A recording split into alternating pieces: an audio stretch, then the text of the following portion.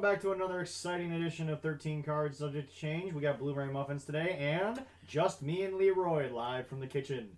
And banana nut muffins. Oh, we have banana nuts Two too? different kinds. I did not see that. Well, right. Yes. All right. Well, the package was 6 apiece, and I'm like, okay, there we go. I had enough for a dozen, so I'm like, boom, we'll make. How I haven't gained more weight off this show, I don't understand. Just wait. If we get more. Rumor we might have some more guests near, so I have to heat up my kitchen and make a lot of stuff. So all we have to do is get rid of the pandemic. We can have as many people as we well, yeah, that's true. But anyway, welcome to the show today. We actually have a ton of topics to get to. A lot of stuff has happened since the last show. Ladies and gentlemen, we have gone all the way. From what I've heard, I know the results are not out yet, but first and foremost, let me say this because I think it needs to be said here. Congratulations to the NHL and the NBA for both of their championship bubbles not having a single positive COVID test. Congratulations on that. That was a long process for both leagues. I think the NBA bubble was officially 95 days. They were stuck in Disney, and they didn't have something like that. Yeah, and they didn't have a single COVID test. All the teams that were down there, all the personnel, everyone that worked for Disney that was there, everything, not a single positive test. That's fantastic. And the reason I bring that up is, ladies and gentlemen, the G1 Climax Tournament 30 has concluded. And Leroy, so far, haven't heard a single positive test on anybody. And they had fans in these, by the way. They had fans at this. Oh, yeah, I know. I heard that, yeah. Yeah, so I have the results. It's in the packet I got there. Yeah, we'll get to that. Anyway, so huge ups to that. An amazing tournament this year they put on. Did not end the way that we thought, honestly. We definitely were wrong on some of our picks, but it was a great tournament. I loved it. I don't know, it just great matches all together, a lot of fun to watch. Great all around put together. It was a lot quicker this year. Not as many tag matches really happening on the show itself. It was mostly kind of just sticking more to the actual block tournaments. So I actually did like that. Block A was won by Kota Ibushi, last year's winner. And then out of nowhere, Sonata came out of the Block B, which I was kind of surprised about, considering I think. Wasn't Sonata at the bottom of Block B not a couple of weeks ago? Yeah, I think so. I'd have to double check and look back, but yeah, he was lower and not up there like that on the actual tournament. But great tournament, loved it. Congratulations to everybody. But Kota Ibushi beat Sonata. I was really hoping they were going to go with Jay White. We'll talk about that in a second where they've come with that. But, look, I mean, I'm not going to... Look, Kota Ibushi is kind of the golden boy right now, playing on the fact he was part of the Golden Lovers with Kenny Omega, the tag team. But, look, Kota Ibushi signed a lifetime deal with New Japan. They've got his rights. And you know what? They're giving him some love. They gave him 2 G1s in a row. Not a big fan, because it's like he's got a lifetime contract. You can thank him in other ways than... sort of just giving him the biggest tournament of the year in your company. And honestly, in my opinion, it's probably one of the biggest tournaments in wrestling, period. I love the G1. But, for me, I kind of just look at it and I say to myself, congratulations to Kota Ibushi. He won Block A outright. Ospreay, Jay White, and Kazuchika Okada were all at 12. And then Ibushi defeated Sonata. And I was really hoping Sonata would go over because he's worked... he is such a better... competitor now than he was back in his TNA days. Just such a much better in-ring technician and just a much better character, just overall in general. Leroy, your thoughts on Ibushi taking it over what we thought was Jay White's tournament to lose?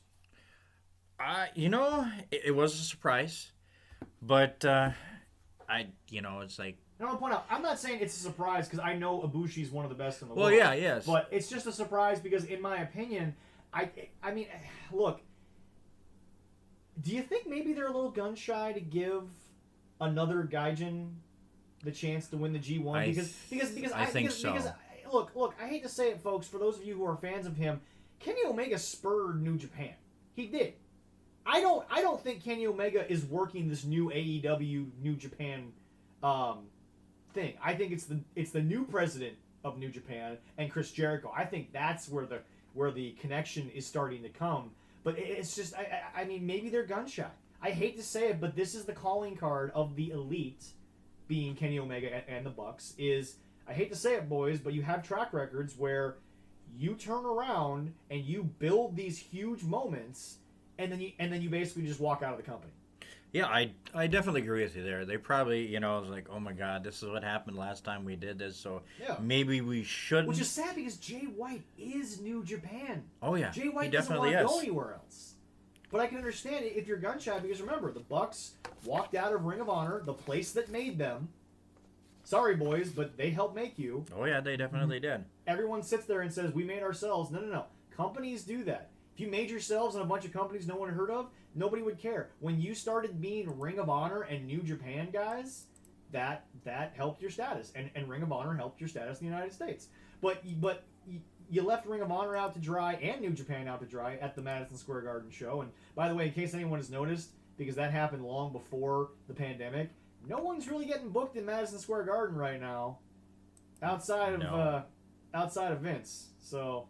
Well, Vince has never delivered a bum show at the Garden. That's the other part that people have to realize. So. Yeah, that's totally true. It's Vince. I mean, well, and the thing is, Madison Square Garden might be the world's most famous arena, but there's arguments that Bruno Sammartino built that building just as much as anybody did.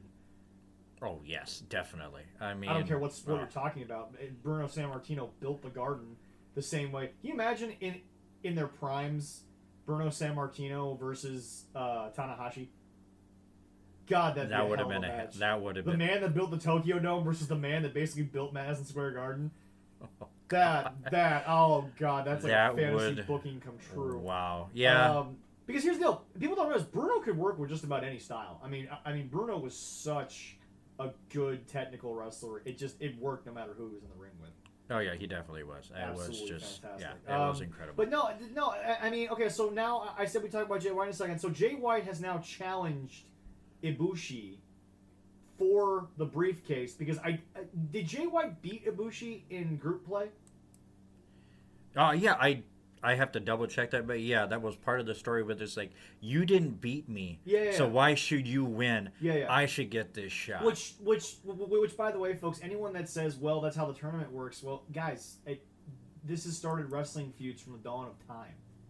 Is a guy saying, well, you didn't beat me, and it's like, well, that's not how a tournament works. But I mean, this is the same argument that Skip Bayless is trying to give on Undisputed, that LeBron James doesn't deserve to be the NBA Finals champion because he didn't beat the Los Angeles Clippers. Ladies and gentlemen, the tournament was what it was. The Clippers choked in the biggest choke job in maybe the sports history, losing in the second round.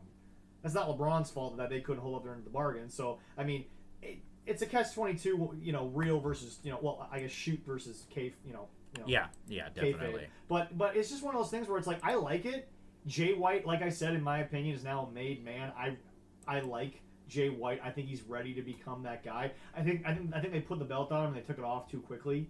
But I mean, again, I hate to say it, and I'm not starting bash Kenny hour here, but like, I mean, I'd be a little gun shy too, because the last Westerner that came in and we gave him the biggest title in the company, it kind of fell flat. Oh yeah, definitely. It wasn't that great. Yeah. Omega got that. I mean, I hate to say it, but I think Omega, because he had failed so many times in so many different ways, and it was great booking with Okada, I feel like once he got it, it was kind of the end. The beginning of the end of the whole Kenny Omega. That's what it seemed like. Yeah. So I mean, look, hopefully they do something with the Jay White thing. Whether Jay wins or not, I hope I get a good story out of it, because Jay can tell a great story. Well, I think it's a good angle for them to go with. Yeah, exactly. And also, can somebody honestly tell me why the Bullet Club is not running New Japan more?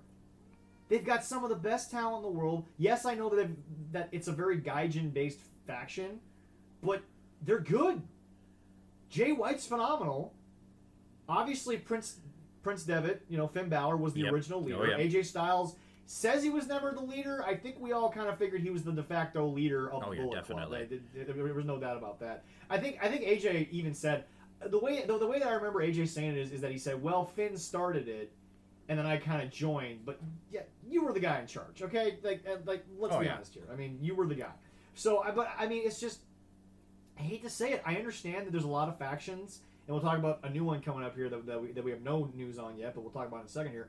But I know there's a lot of factions in New Japan. That's kind of how they run their shows and everything. But man, Bullet Club is one of the biggest things you have going in the world right now.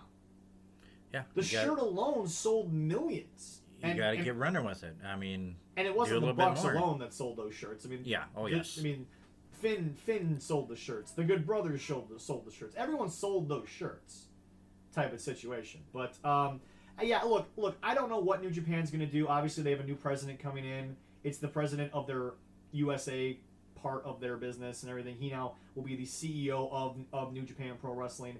There's probably going to be a lot of things changing, but I hope that it changes to where you give some of these guys a real opportunity. Yeah, hopefully, yeah. And going back to someone that was in the tournament, that had a great tournament, we kind of owe him.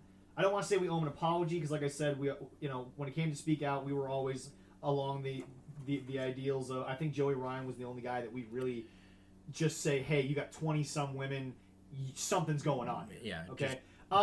Will Ospreay has not only now said he's now going to start his own faction in New Japan, which makes me interested. He had a great G1 as he always does.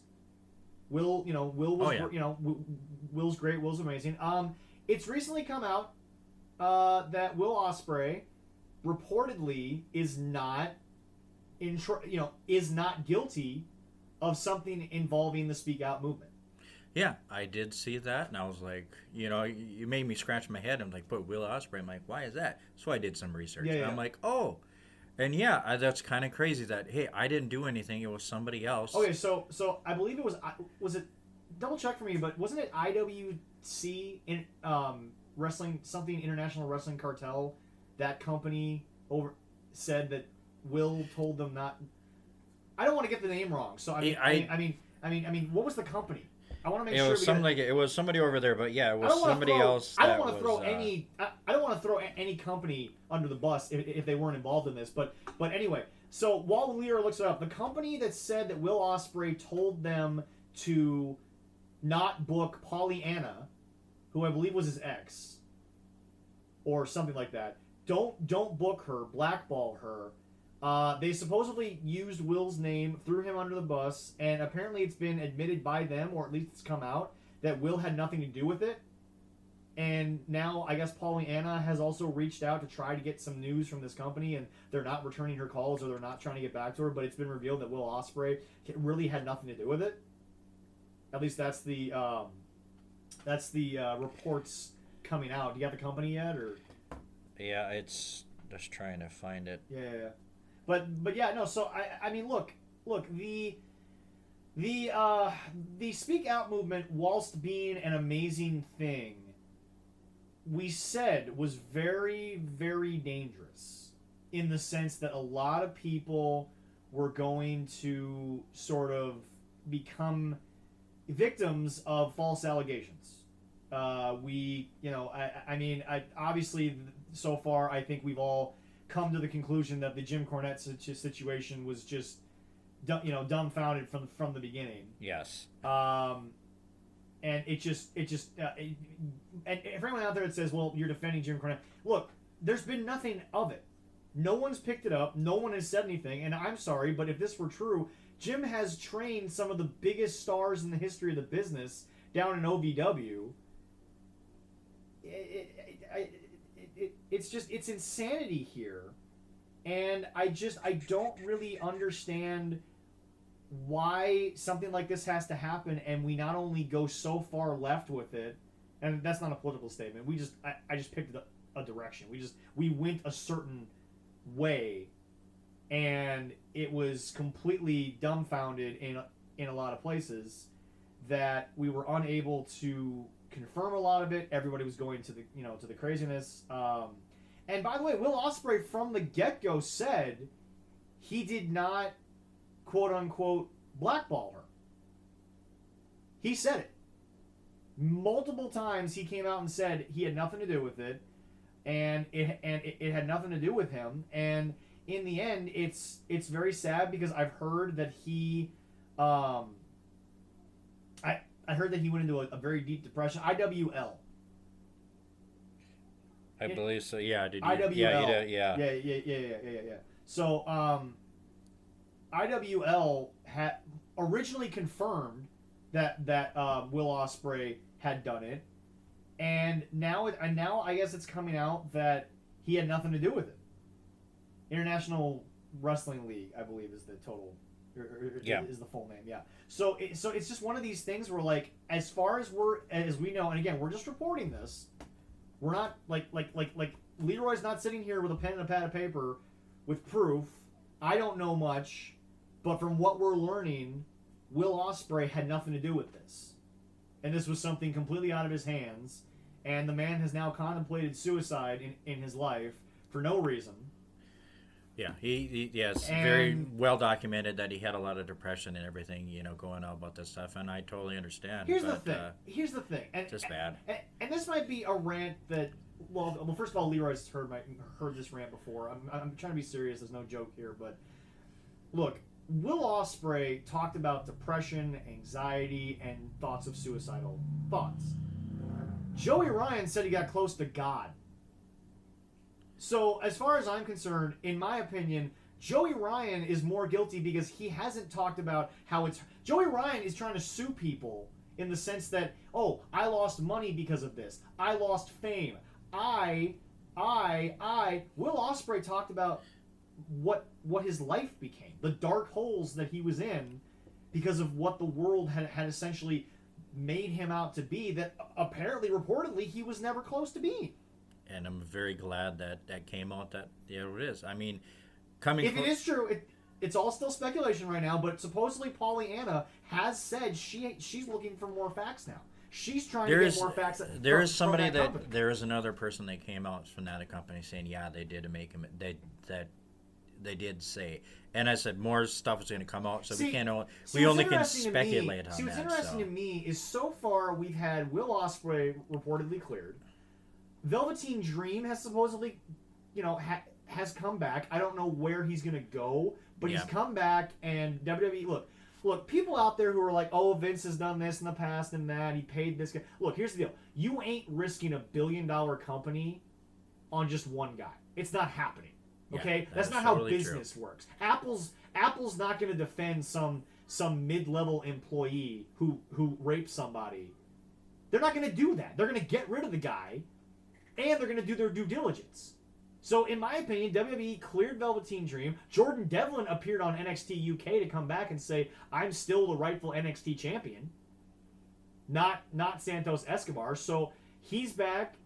Velveteen Dream's back. Will Ospreay. So, I hate to say it, because I don't want to be one of those people, and obviously not the majority, but it seems like the Speak Out movement once again became a movement that just went way too far to one side. Definitely. Everything got lumped in, and everything went crazy, and now we have a bunch of supposedly, and again, I am clarifying, we have no proof that Jordan Devlin is innocent, we have no proof that Velveteen Dream is innocent, and we have no proof that Will Ospreay is innocent. But you can't deny that WWE has put two guys back on TV, and Will Ospreay is now reportedly being cleared by the internet. Yeah, and if they did something, one or two things where they did something not appropriate, and they understood and they screwed up and they apologized, that's outside of physically actually assaulting someone. That's fine. Nobody's perfect. Look. And I agree with that. Folks, Leroy and I have been joking around from basically the first day we ever worked together. We've said things. I've said negative things about him. I've said negative things about him being a parent. He doesn't take them seriously, but other people have certainly come to me and been like, I don't think this is appropriate. And I'm like, okay, that's fair, but it's not really for you. But this is my point, is that, look, people do inappropriate things every day, and it gets misinterpreted. As long as Leroy didn't physically punch me over the things that I've said about him and his family, then I assume we're fine, and everything else is just misunderstandings. But as far as we're learning, Will Ospreay didn't physically do anything, and the whole blackball somebody, while yes, I don't view that as bad as sexual assault, it still should have been a part of the Speak Out movement. Supposedly he had nothing to do with it. So my apologies for ever bringing up Will Ospreay's name. Again, allegedly, if it's true that he didn't do anything, I'm going to apologize for ever bringing his name up. And I give New Japan credit for letting him continue on, even though stuff was still in development. Maybe they knew things beforehand. I don't know. But again, this is... Look, I just want to get a little Dr. Phil here for like 5 seconds.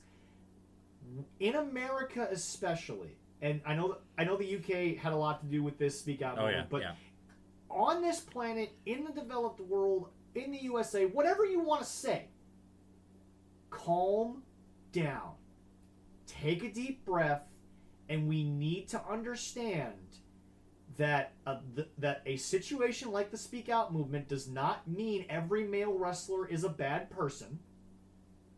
And it also doesn't mean that every female is lying. That's not what it's supposed to be. It's supposed to be a safe place for wrestlers of both genders. And I'm only using 2 here. I'm not going into the 26 other ones that are apparently now. Yeah, we just need the 2. Yeah, okay. We're just doing the 2. Here's the deal. Keith Lee came out during the Speak Out movement. A lot of the female wrestlers came out and Speak Out. And by the way, Jim Cornette has said, and he's been the only guy to stay consistent, when you're allowing women into your wrestling school that are 13 to 15 years old and you're not confirming they're 16. Yes, Becky Lynch was not 16, 18 years old when she started. Yes, it's a great story. But here's the deal. Wrestling schools, when you let people in that are at a young age and you're not paying attention, I'm sorry, this kind of thing is going to happen. Bad things can happen. And this is, and by the way, why is what I just said relevant? Because Vince is very strict with what he does. And people get mad at him for being so strict. But guys, he doesn't have these major issues 24/7. This isn't something that's going crazy in the WWE locker room. Okay? Vince obviously didn't have a lot of control over the UK scene because he's not over in the UK. Because they're producing that show in the UK from the Performance Center. It's being produced from Stamford. It's being produced from the United States in the UK. Vince is not there on that show. He's barely got anything to do with NXT UK. Okay? Other than owning the brand name, basically, yeah. So, this is my point. If you disagree with anything I've said, fine. I don't care. We need to, as a culture, understand that I hate to say this because I know some women that can beat up a lot of men. Yeah, I know a few of those, yes. Yeah, but here's the deal. If you see something, say something. If you think something's not right, say something. And if someone doesn't do something, they have to live with that on their conscience. They have to go to bed every night and realize that they did the right or wrong thing. But I'm sorry, you don't need 13-year-old girls in a locker room with all these guys. You don't. I'm sorry, it doesn't make any sense. And again, I'm not saying the women need to be punished. The guys shouldn't be doing it from the get-go. You don't need to be doing that, number one. You shouldn't do that. That's the basic common human decency here. Well, yes. But doesn't matter. But here's the deal. I'm a realist. I understand the pessimism that lives in this world. If guys are going to be sexual predators, sadly, I can't fix that. I can't change that. They're going to do it. Because that's what they choose to be. But the fact of the matter is that if you have a girl that you don't know her age, she shouldn't be alone with a wrestler. Number one. She shouldn't be alone with anybody that is a male or female that is not related to them and under supervision. Yeah. But that's questionable too because we know. You know you got to be safe and be smart. But it's just here's my thing. The Speak Out movement, I'm glad it happened. It was great because it started a conversation. But again, we need to understand we live in the 2000s. Okay? The internet is at the tip of your finger. It's not go log on to your computer in your basement and that's where the world is. It's in your pocket in every room of the house. Yeah, so when I grew up, you sit down and it's like, okay, dial up 10 minutes later. The phone rings. Okay, damn it. I can't get online. All right, another 20 minutes. Yeah. But yeah, no, it's so easy. I mean, at your fingertips. Yeah, Boom. so, but look. We need to calm down. We need to realize that here's the deal. Every single person is innocent until proven guilty, and Will Ospreay did say that, and he has every right to say that. Yes, he does. It's innocent until proven guilty. I still believe in that mantra. I still believe every time I hear someone is accused of something, I still wait until they are found guilty in a court of law. It might sound crazy, folks, but Michael Jackson was found innocent by a jury of his peers. I hate to be that guy, but he technically won in a court of law. Regardless of how much proof there is, I'm not 100% sold on Michael Jackson's personal life. OJ as well. Although I think OJ had a better lawyer, but we're not going into that right now. But no, it's just, look, we need to calm down. We need to take each case individually. Yeah. And by the way, for those of you who are like, well, you sat here and for 2 hours or so you've ranted about Joey Ryan. Yeah, there's a difference between a couple allegations and over 24 different women, allegedly. And by the way, everything he's done since is just guilt, in my opinion. You put out a 59, 58, 56, whatever minute video on YouTube. You turn the comments off because you didn't want people to comment on it because you clearly knew they didn't give a shit about you. You have now threatened to sue all these women for defamation of character. Good luck with that, by the way, there, buddy. Yeah. Good luck with that. As far as I'm concerned, just show the judge a video of your wrestling. Or just tell the judge, this is what he did for wrestling. Really? Okay, we're done. Yeah.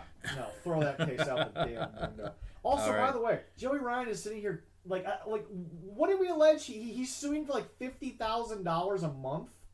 Yeah, he lost? Like yeah, I'm like, just... Joey, I don't care if you were an Impact. There was no way you were making $25,000 a month from wrestling.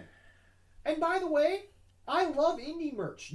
Leroy will confirm. I got more indie merch than I need. We buy merch like it's going out of style. Wait, more merch than we need? Are you kidding me? But, no, there never is no much. That's too fair. much. That's true. But that's my point. We buy a lot of merch. Oh yeah, I buy for my children too. I love it. Nobody was buying $25,000 worth of Joey Ryan merch. In my lifetime, maybe I'll spend that much. Yeah. Maybe. Yeah. I don't know. But look, it's just I want people to use this as an example of let people's lives be their life until we have the facts. Yeah. Let's go back to good wrestling and enjoying what's shown in front of us in an arena or in front of us on the TV screen and enjoy the stories and everything they're doing. And then if then go from there. Yeah, and then if an accusation comes out, let it be a thing. Let it happen. Let there be an investigation. Let there be stories that come out. Let the world keep spinning. That's the problem that the Speak Out movement had. It felt like for about 48 hours there. Yeah, it stopped. The world stopped. And it's like, guys, my own mother, when I was 5 years old, saw me in a hospital bed about to have one of the riskiest surgeries that you can have on this earth at 5 years old. And she sadly has told me, I was planning your funeral. And that's not morbid. That's my mother saying, my firstborn might die, and that's just, the world's going to keep going. I still have his younger brother. I still have to take care of him. He's 2. He don't know what the hell's going on. I literally picked up and left my 2-year-old with his grandparents for a week, basically, and just left him and had to go. I was in the car, and he was just with his grandparents at 2 years old. Yeah. Well, I said I've dealt with a lot of stuff in my life, and bad stuff happens. It happens to everybody. It happens all the time, and you just go, "This sucks," and you just gotta keep going. The world doesn't care about your problem.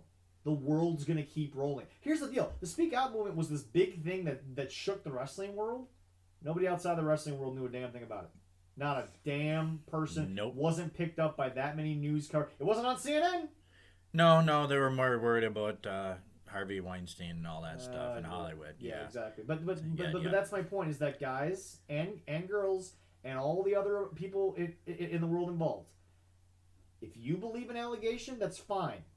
But don't rip a person's life apart until we know the facts. Yes.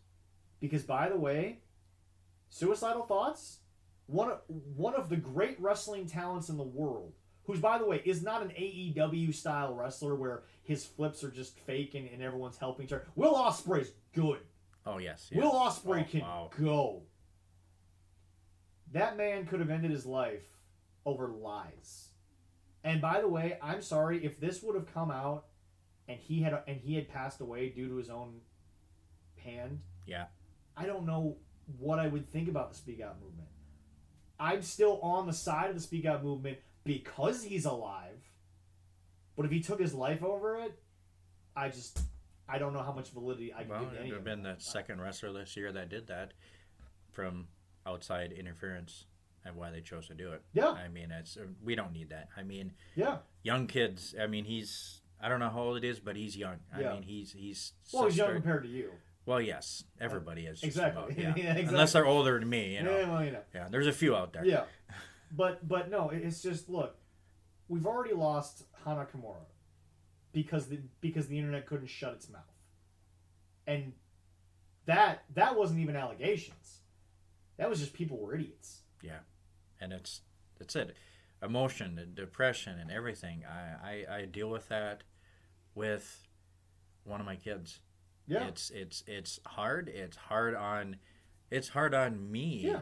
And I don't have those problems. Also, again, it's not good. As big of a star as he is, he's someone's kid.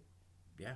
Okay? I don't know Will Ospreay. I don't think I'll ever meet the guy in person. I doubt he'll ever hear this. But I don't want the man to die over something that he had nothing to do with. Yeah, I totally agree. Yeah, he has a mom and dad. He has family. He has girlfriend. I mean, yeah. In the future, when something like the Speak Out movement happens, cool, awesome, let it happen. Let's hope it leads to change. But let it simmer and relax. Take a deep breath. Because you gotta do that more often. Yeah, because by the way, Will Ospreay is just a person in a long line of internet allegations that went nowhere. Sadly, it's ended a lot worse for most people. Yep. And guys, look, I'm all for the Speak Out movement, and I know some people who have had their own issues with the wrestling world.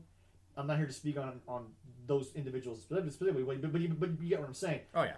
But and by the way, for those of you who are like, well, it happened to me, and you're poo-pooing it. No, I'm not.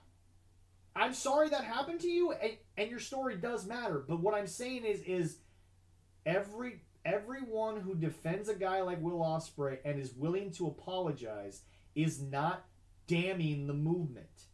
We're just asking that it gets more clarity. Get all the facts. Get That's the right it. things out there so we know what we're talking about. This might lose us some viewers. I don't give a shit.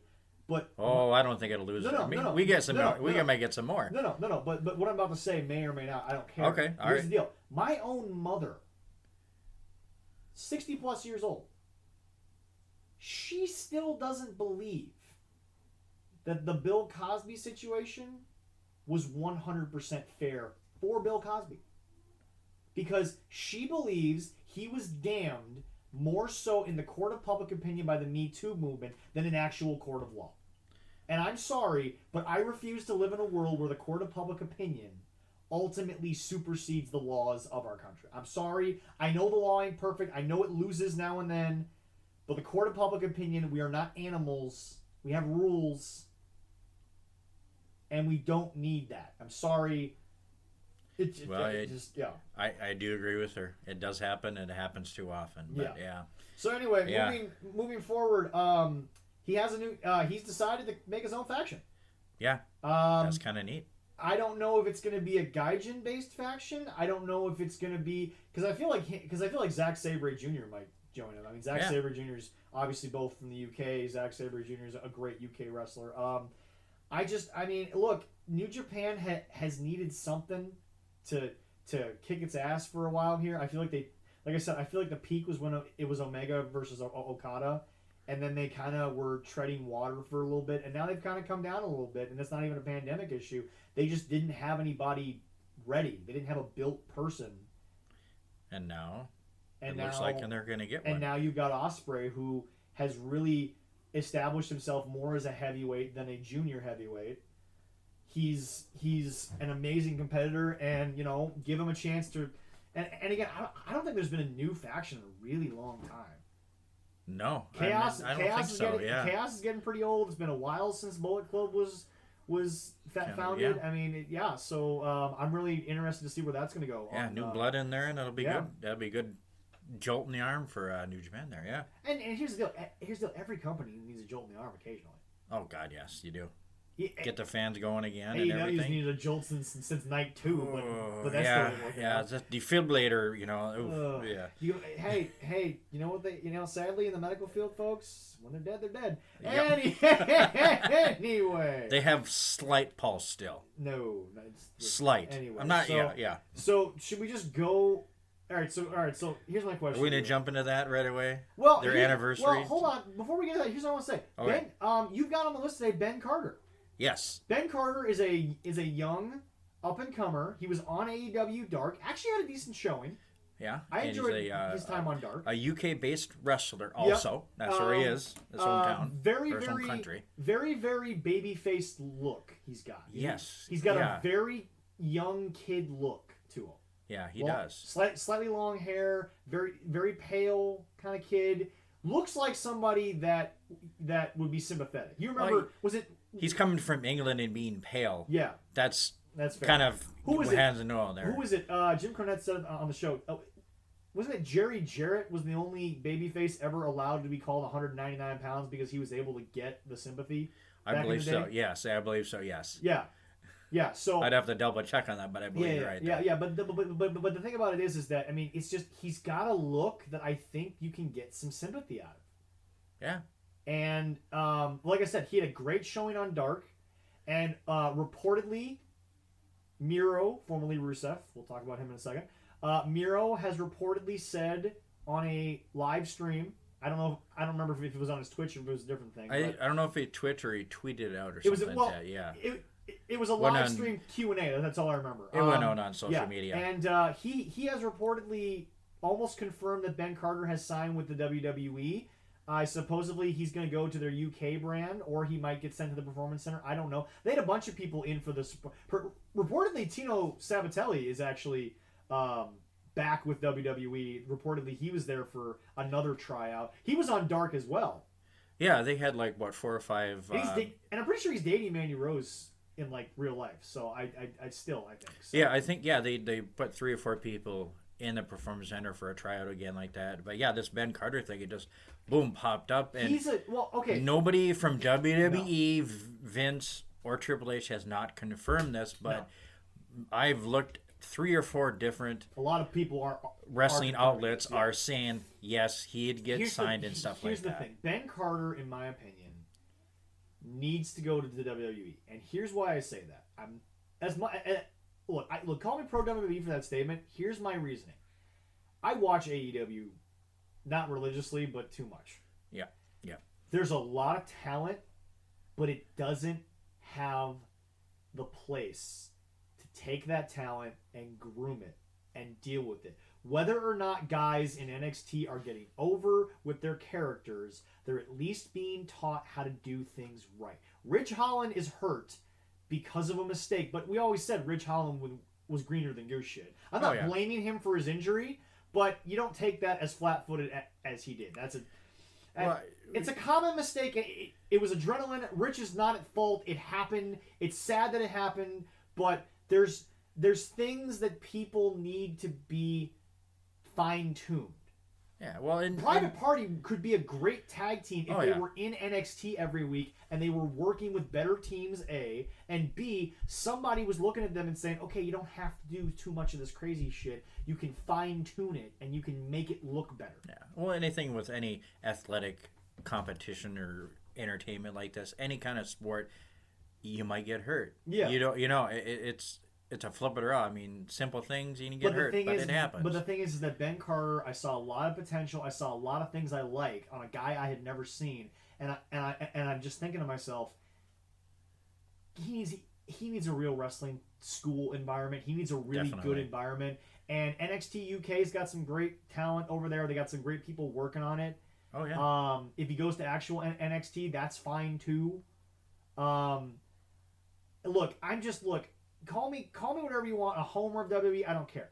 I want the kid to walk in, show what he's got, and then have someone say, I like it, but here's where we can fine tune it. Here's where we can make it better. Here's where you cannot pull off a Young Bucks style match every night, but you can save it for a different night, a bigger night, when the money's on the line type of night. Yeah, I just love this time. I mean, this life with the instant gratification or whatever, with the internet and everything. But this story, I had no idea about this kid, and all of a sudden, just the other day, boom, boom, boom, boom, boom, just getting hit. I'm like, what the heck? He's good. I love that. There's a lot there. Oh yeah. But the thing about it is that I'm sorry, but Chris Jericho by himself, Cody Rhodes, Kenny Omega, the Young Bucks, they're not bringing that out of him. No, they're not going to be able to. They're not the people to do that. Triple H has spent so much of his career. You can say whatever you want about him winning these belts. I hate to say it, folks, and I don't know if I've said it yet, but Triple H is one of the biggest stars in the history of the business. He's a 14-time world champion for a goddamn reason. It's not just because of his wife. He was the champion before he met her. Yeah. And by the way, he was going to win more belts after her. Whether she ever came into his life, he was going to win more belts. He's that damn good, and he gave a damn enough about the business. Yeah, he has a wrestling mind as a wrestler, but he has a wrestling mind behind the scenes, and he knows what to do. But he also knew how good he was, but he also realized, that's fucking Ric Flair over there. That's the Nature Boy. Yeah. He said he's I'm gonna pick that. I'm gonna pick that brain as many freaking days as I can in that car. Oh God, yes. Can you imagine being in a car with Ric Flair for 30 straight days? Forget the stories he could tell. The things you would learn about the wrestling business. For me, just the things you learn about life in general, even besides wrestling.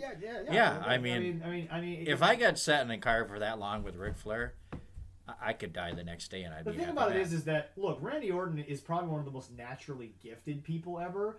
But yes, definitely. Randy Orton doesn't get to be Randy Orton without Ric Flair and Triple H.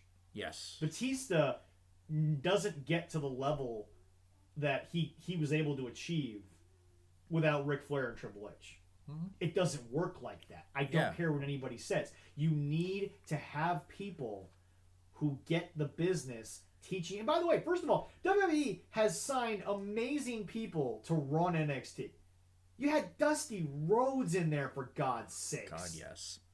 You had William Regal, who, by the way, never needed a world title to be a damn good wrestler. William Regal got it. Everyone else that's been down there's a lot of British wrestlers are pretty high up in NXT right now. Darren highlighted it last week with his consultant. Yeah. A man's man. Yeah. Good old a real man's man. A real man's man. I love that. Yeah, but it's just, look, Ben Carter is one of those guys that if it's true and when they finally confirm it, I will take a sigh of relief. I'm really glad he got picked up. Hey, look, if he wants to learn some things in NXT, they cut him and then he goes to AEW. I just want him to get some real training and not just definitely go. Because sorry folks, a lot of Spot Monkey, it's a lot of self-trained guys. Yeah. It's a lot of things that I guarantee that I'm sorry, you guys sit here and you're like, Ric Flair is the greatest of all time, but I love Spot Monkey, and I'm like, okay, but if Ric Flair did half the things they do in Spot Monkey, even just hitting the ropes, Vern Gagne would kick his ass. Vern Gagne would knock his butt. Banana one. We got another I know, muffin she's here? snatching a muffin, but it's like it's a We banana one. got a little bug sneaking in here to get a muffin from us. A bug, it's a mouse. But Leroy, okay, I don't know. You probably haven't heard this recently, but you should really go watch some Orange Cassidy highlights and hear me out. All right. Jim Cornette has highlighted something on Orange Cassidy recently that I've gone back and watched, and it's weird. Okay. Watch him hit the ropes. He puts his shoulder over the ropes like you're supposed to get the momentum. Yeah. But then with his left hand, he's grabbing the middle rope. That's I don't know. That could be an injury on that if you. It's not good.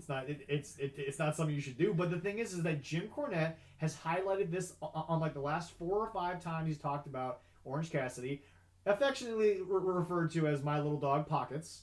Yes. On the Jim Cornette experience, but no. It's just look. Part of this podcast is we get the information from a lot of different places, and then we give our opinion on it.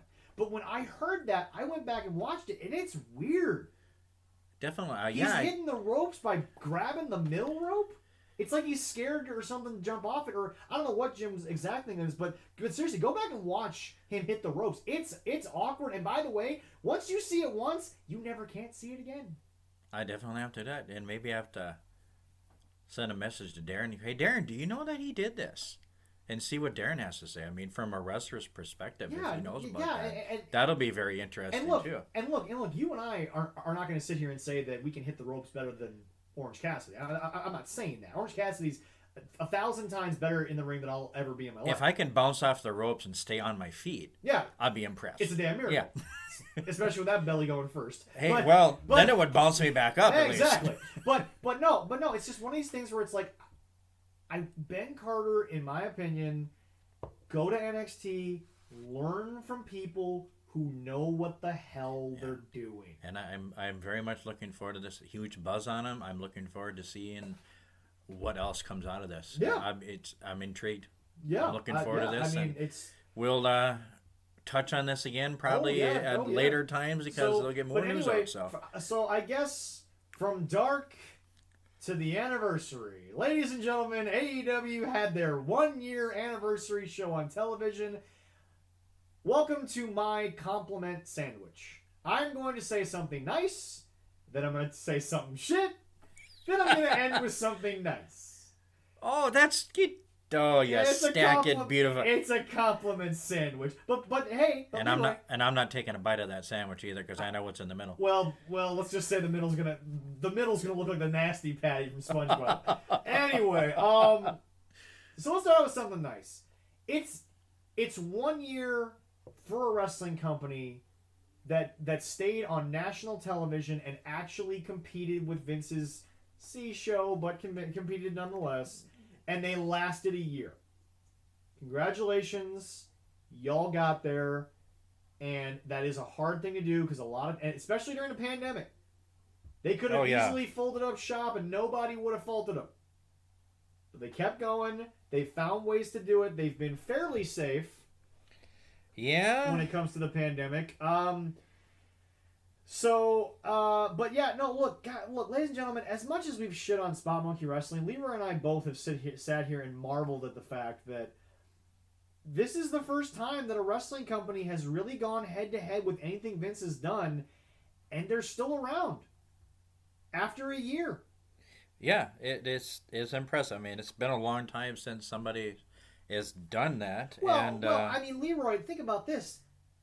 How many executives do you think still work at Turner Broadcasting that even knew that Ted Turner owned Vince's only competition 20 years ago? Probably not a lot. Probably not like anybody. Yeah. So, I mean, look, it's a really huge compliment, and it's something that has been absolutely revolutionary to the business, whether or not we've agreed with it or not. You can't sit here and say that it hasn't started to become something where Miro can walk away from the WWE and within a short period of time he goes from leaving WWE to I've quit wrestling, I'm going to focus on Twitch, to all of a sudden there he is. Shoot or not, that's something. That's impactful. I don't think Eric's going to ever get his Brock Lesnar moment, but it's impactful nonetheless. No, he's not. He ain't going to get Brock Lesnar in AEW, I can tell you that much.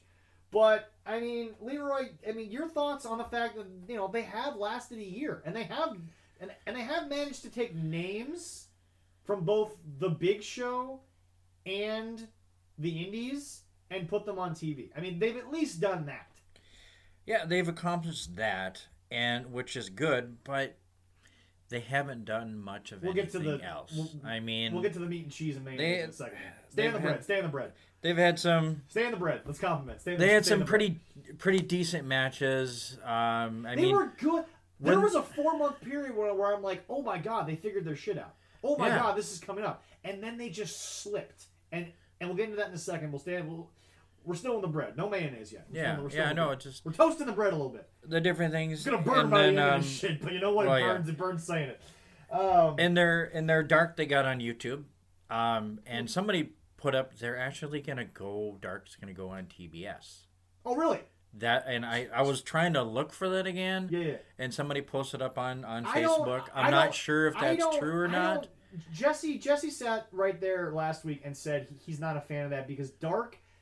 Look, it's on YouTube. It's a different feel than your national television show. You get a chance to be different. YouTube also allows you to do different things than what you're allowed on cable television. People always say, well, Vince shat on wrestling. He made up this crappy stuff. Guys, you're at the behest and you're at the will of the television company. If no one's willing, the FCC has their well, not only that, but it's like, look, USA Network is one of the biggest networks on television. If they have some conditions, damn straight up, I'm going to listen to them, and I'm going to put the TV show in a primetime slot. It's not all Vince saying, I'm out of touch. This is what TV has become in 2020. Yeah. The Karens are at the ready to light up the phone conversation with USA executives saying, my son and daughter shouldn't watch this. Well, then turn the damn TV off, you idiot. But yeah, I mean, dark is another one of their things that it's done really well.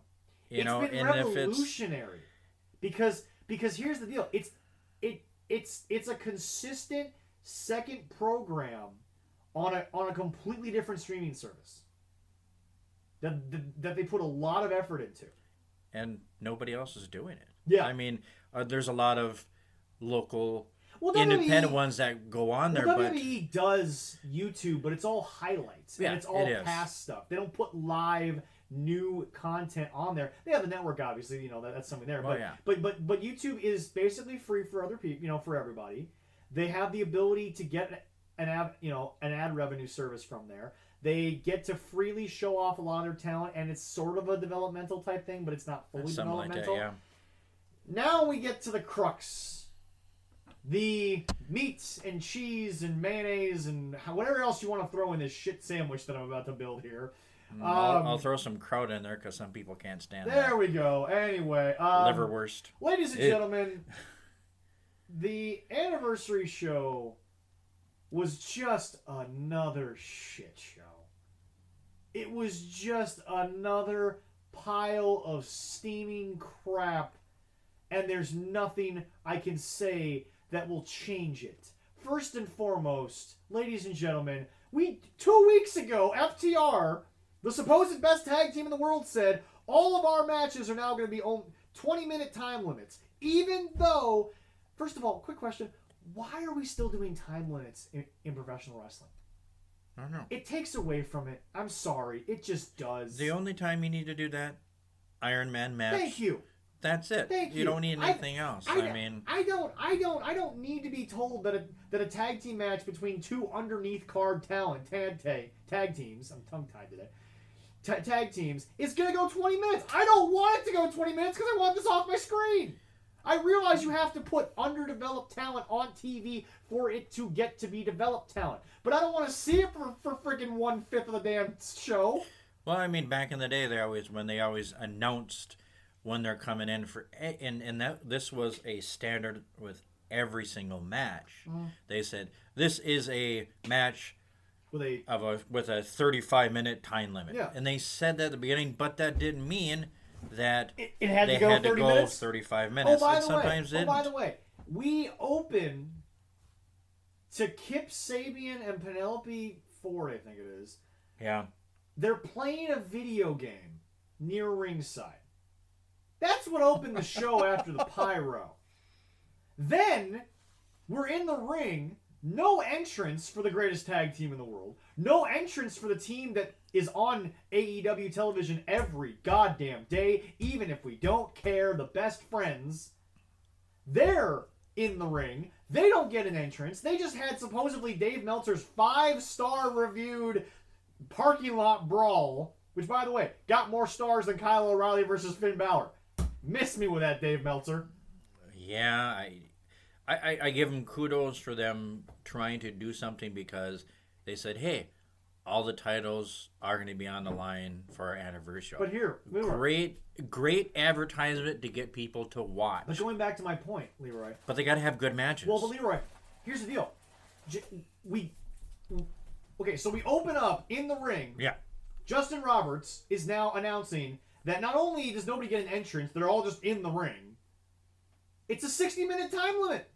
FTR just said all of our title matches are going to be less than 20 minutes, and if you can't beat us in 20 minutes, then you aren't the champions. But we're going to go for 25 goddamn minutes in this friggin' thing because it's the Best Friends, and we're just going to give them their hug spot, which has to happen. And then, of course, Excalibur just keeps commentating, and you know JR just wants to put stop a mud hole in his ass because, my God, there's no way JR's sitting next to this guy like, you ain't Jerry the King Lawler, I can tell you that much. Mm-hmm. It was one thing to have Jerry the King Lawler, whether he was a pig or not. Jerry the King Lawler is one of the greatest of all time. 150-plus championships in his illustrious 50-year-plus career at this point. Oh. Excalibur's some douchebag idiot who wrestled for Pro Wrestling Guerrilla. Well, yeah, we could do better, and we may not know everybody that's wrestling. Yeah. And I think we could probably do better. Yeah. Yeah. I'm just tooting my own horn, but hey, he's I so want to. fake up, it's ridiculous. Oh, yeah. He doesn't give a shit. But anyway, he's getting paid. Yep. By the way, folks, these muffins are here. Just accept the fact I'll be chewing through the whole segment. Anyway. It's hard when I got him sitting there, you know. So now, no entrances, which are some of the big... First of all, everyone's like, well, we want to get straight to the action because we're in a ratings war. You know what won the ratings war back in the day? The glass break and Stone Cold Steve Austin kicking off Monday Night Raw. Yeah. Oh. If you smell... yelled by Dwayne Johnson as he came to the ring opening SmackDown. That's what won a ratings war, ladies and gentlemen. Hearing Hulk Hogan's music, that 88 straight weeks. That jumped me off my damn seat when I heard that. Yep. And it still does. NWO guitar solo. Need I say more? I mean, so now we've just taken entrances out of the equation. They don't matter. They're irrelevant to a tag team you have featured on almost every Dynamite, a tag team that you will continue to feature on almost every Dynamite, and I just don't care anymore because I'm so sick and tired of the fact that every Best Friends match is the same damn thing. And I think Jesse gave Chuck Taylor a compliment on the show last week. Chuck Taylor's god-awful. He's just absolutely he's so shit in the ring. Anyway, and then of course, like I said, Trent gets pinned every time, and Trent can actually wrestle. That is very but he's the one who interesting and very weird that he's the one that's getting pinned every time. Anyway, there's no point to that, but nope. Maybe it's the Bucks doing. I don't know. But anyway, so then 60-minute time limit. Tully's there. They don't know how to use a manager in this damn company. You have some of the biggest legends in the history of the business as managers / coaches, whatever the hell you want to call them. Yep. And they're doing nothing at ringside. They're just standing there. They're standing there walking around, and it's supposed to be like, look, it's Arn Anderson. Look, it's Tully Blanchard. Hey, look, it's Jake the Snake. I want to see them do something. Yeah. Get involved. I want to see a spine buster if Arn can get up after. I want to see Tully be Tully. It's Tully, for Christ's sake. Yeah. I want to see Jake the Snake Roberts be the evil Jake the Snake Roberts, but instead it's just a joke every time. Yeah. What? Okay, you know what? I will repeat this till I'm blue in the face, and I will repeat what Jim Cornette said. What about a 6'8" murder hawk and the evil, legendary Jake the Snake Roberts? And by the way, folks, he wasn't just called the Snake because of the snake in the bag. He was called the Snake because he was a snake. Oh, he was. Okay? Leroy watched the man from the heyday to everything else, just everything. Well, I said I watched I watched some Dark Side of the Ring and over the weekend, and he was in it, and he goes, "This is who I was in the ring." He was an asshole. Yeah. Outside of the ring, he was totally different. But in the ring, oh, he was snake. He was dirty. He did everything. That was him. And by the way, never won a title. He didn't need it. Ain't no wrestling fan don't know the name Jake the Snake Roberts. I don't care how new or old you are to this, but ain't no wrestling fan don't know who Jake the Snake Roberts is. Anyway, moving forward. So Tully's there. I don't know what Tully does. He barely gets involved. Look, we both know if we listed some of the greatest managers of all time, from Bobby Heenan to Jim Cornette to this and that, they don't have to interfere every match. They don't have to be doing dastardly things every 5 minutes. But they should be doing something occasionally in the big matches. This is for the World Tag Team Championship. Oh, yeah. Tully should be in... Well, and I guess Tully did actually pull a foot at one point, but that was it. Tully Blanchard, one of the great talkers of all time. Tully Blanchard just pulls a foot. Really? All right, great job. All right, hey, there we go. Yeah. Pulled another foot. Talk. Yeah, I don't know. Anyway, so, and first of all, FTR, it's as if they learned nothing from their time in NXT. They are doing the same stupid shit that everyone else in AEW is doing. They're not slowing the matches down. They're not calling the matches. They're just doing the same shit that all these other crappy teams have been doing since AEW started. And I'm sitting here looking at myself like, you think the Midnight Express went into a ring and Jim Cornette said, those two guys are green as goose shit, let's do their stuff so they look good? No, the Midnight Express beat the living crap out of them. Yeah, they did. You think the Road Warriors went into a ring with a brand new team and was like, we're the Road Warriors, we're probably the greatest damn team of all time, but we're going to let you guys... No! They go, we're going to do it this way. Yeah, you're going to do it this way. Yeah, that's it. I don't know anymore, folks. It's just...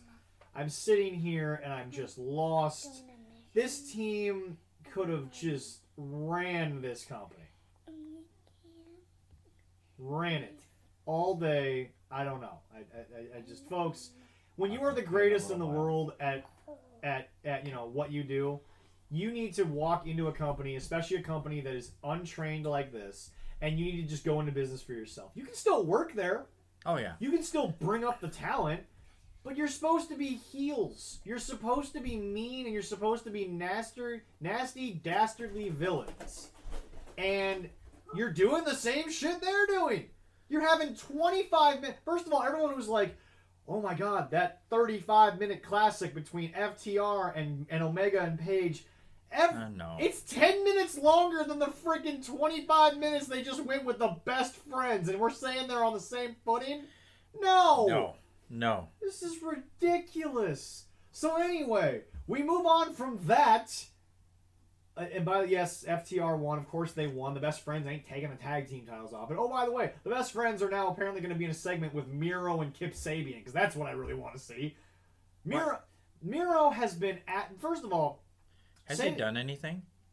He's hurt himself in his first debut match. He's played video games. He's worn a Minnie Mouse t-shirt that said Prada or something on the side of a Gucci shirt. So he's come in... Just, I don't And this know. is supposed to be better than where he was at? Thank you. Can I say this? You guys can give them shit for all the booking. Say what you want about the booking of WWE. You can't tell me this is any better. They actually had him wrestling. Thank you. And everything on WWE. And here, he's come out, I'm a best friend. He has one match, and he doesn't do anything else. He's not even a best friend with Kip Sabian. They met on Twitch. Yeah, it's... Excalibur literally said, and I quote, Miro... First of all, Miro... How do you meet somebody on Twitch? You just watch the stream, I guess. I don't Oh, okay, yeah. I don't watch Twitch. No.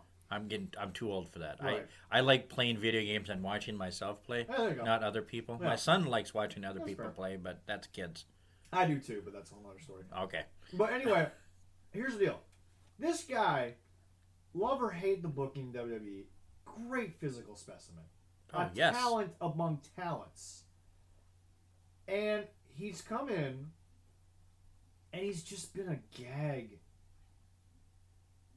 And what bothers me the most is when he first walked out, fine, you built this segment where he's the best man, that's cool. But freaking Excalibur ruined it the second he walked out because, A, they acted like they had no idea he was supposed to be there, which is fine, whatever. That adds to things sometimes. Oh, sometimes, but yes. the thing is he sits there and goes, well, yeah, I that's Miro. Miro's huge on Twitch. You mentioned nothing about his wrestling past? You talk about Chris Jericho like he walks on water, but you don't talk about the fact that he was a top mid card for most of his career, but he was a guy in WWE that was promoted a lot. He's a good physical specimen. He's had success in the wrestling business, and you're gonna sit there and just completely ignore that and just talk about the fact that he's big on Twitch. I'm like, what are you doing? That's how he debuted. And by the way, nobody knew it. You had the advantage of the internet didn't break it. The internet didn't fake it or blow it by putting it on Twitch or on Twitter. Remember when the Dudley Boys came back? That was Twitter silence. Nobody knew about it, and even Michael Cole was like, "Oh my God, are they here?" Well, yeah, that was real. This was some fake bullshit of a guy who can't stay on Twitch that long because his wife's got big boobs. I don't freaking know. Yeah, that's a nice thing. It's not a bad thing. Yeah. But it's just like... Other than that, there's nothing else. But it's just like, guys... Yeah, And now we're going... Oh, by the way, Kip Sabian named the video game system. Pretty sure his name was Alan. He named the damn thing. He cuts a promo that says, I loved that, and you guys ruined it, because remember, the best friends didn't destroy it because they were angry. FTR threw them through it, but now it's the best friend's fault that the video game is busted at ringside. My video game has a name too. It's called the PlayStation 4. Yeah. I don't call it anything else. No. But no. So now we're gonna get that for a couple of weeks. Can't wait to watch the best friends versus Miro and Kip Sabian. That's oh God, it looks. And by the way, when is this wedding happening? We had a debut of the best man that took 3 different people. It wasn't Brian Pillman Jr. sadly, but that was a bigger star in my opinion at this point. It was Miro. Okay, cool. Then we went a week with nothing. Then all of a sudden there's a bachelor party, and now we've got another week with jack shit. Can we get this wedding over with so we can watch the? Well, they didn't have a bachelorette party yet. I don't want one. Well, you know. But the thing about it is that Leroy. I'm sorry, but am I the only one that's not understanding that this is just a spot for Joey Janela to pop up? Because Joey Janela used to date Penelope Ford, and by the way, there was a moment early on in Dynamite that I actually defended because, although looking back now there was no setup to it, so it didn't make any sense. Kip Sabian was in a match with Penelope Ford. They went for a kiss, and Joey Janela just popped up out of nowhere and stole the kiss from both of them because he was in the middle of the kiss. I'm like, okay, decent spot, but... This is just a shitty way to put... Am I the only person that doesn't realize there's about a 95% chance Joey Janela is going to break up this wedding? Even though Joey Janela has had nothing to do with Kip Sabian and Penelope Ford for months. They haven't even spoke to each other. There's been nothing involving these guys. But here's the thing. Everyone's like, well, weddings and wrestling. We know what's going to happen. But Kip Sabian hasn't done anything with anyone for anyone else to break up the wedding. Unless the best friends are going to break it up. By the way, the best friends have now been involved in 2 blood feuds over a minivan and a video game system. Woo! And they got 5 stars out of the minivan.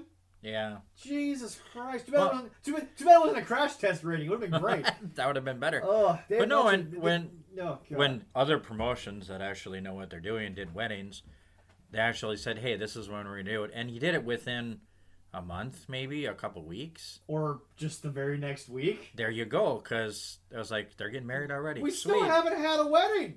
Miro's been on the damn thing for almost 2 months. Maybe they're getting cold feet. They seem in love, apparently.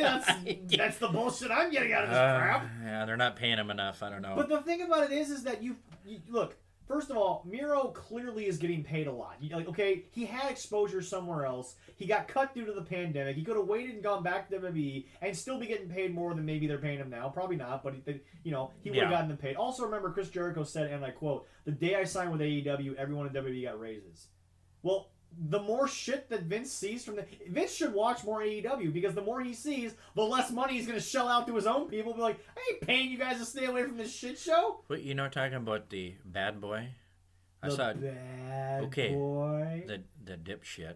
Oh, he was on there complaining about different things, and he's always on there complaining. Oh yeah, but he was tweeting.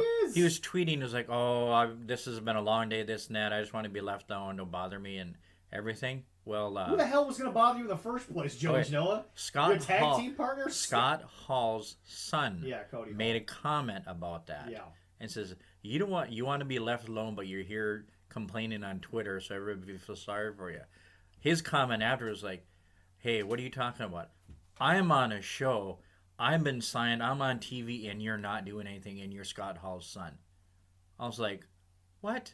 Oh, shut up. His name carries more. It carries more than this idiot that's going for sympathy. Let me be clear. I just had to laugh at that. Joey Janela is signed because the Bucks convinced Tony Khan this is a guy. He's an idiot. They're friends. That's all that matters. Yeah.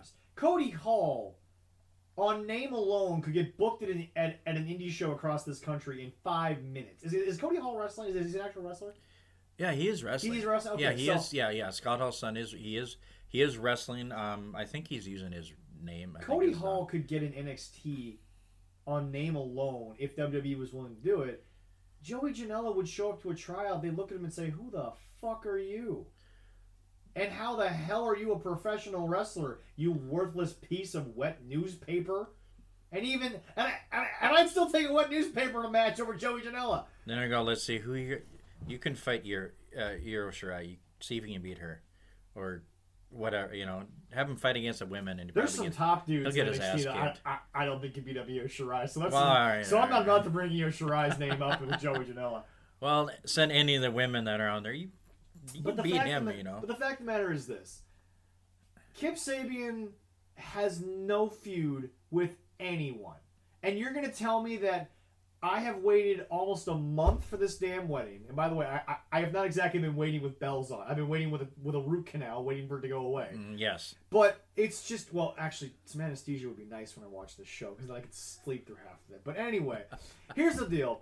I might know somebody. So let me get this straight. You're going to freaking create a segment with the best friends out of a video game getting destroyed that wasn't even their fault. And it's going to be what breaks up the wedding. That's the only other option, because Kip Sabian's not in a feud with anybody else. Kip Sabian has been one of those guys. By the way, quick question.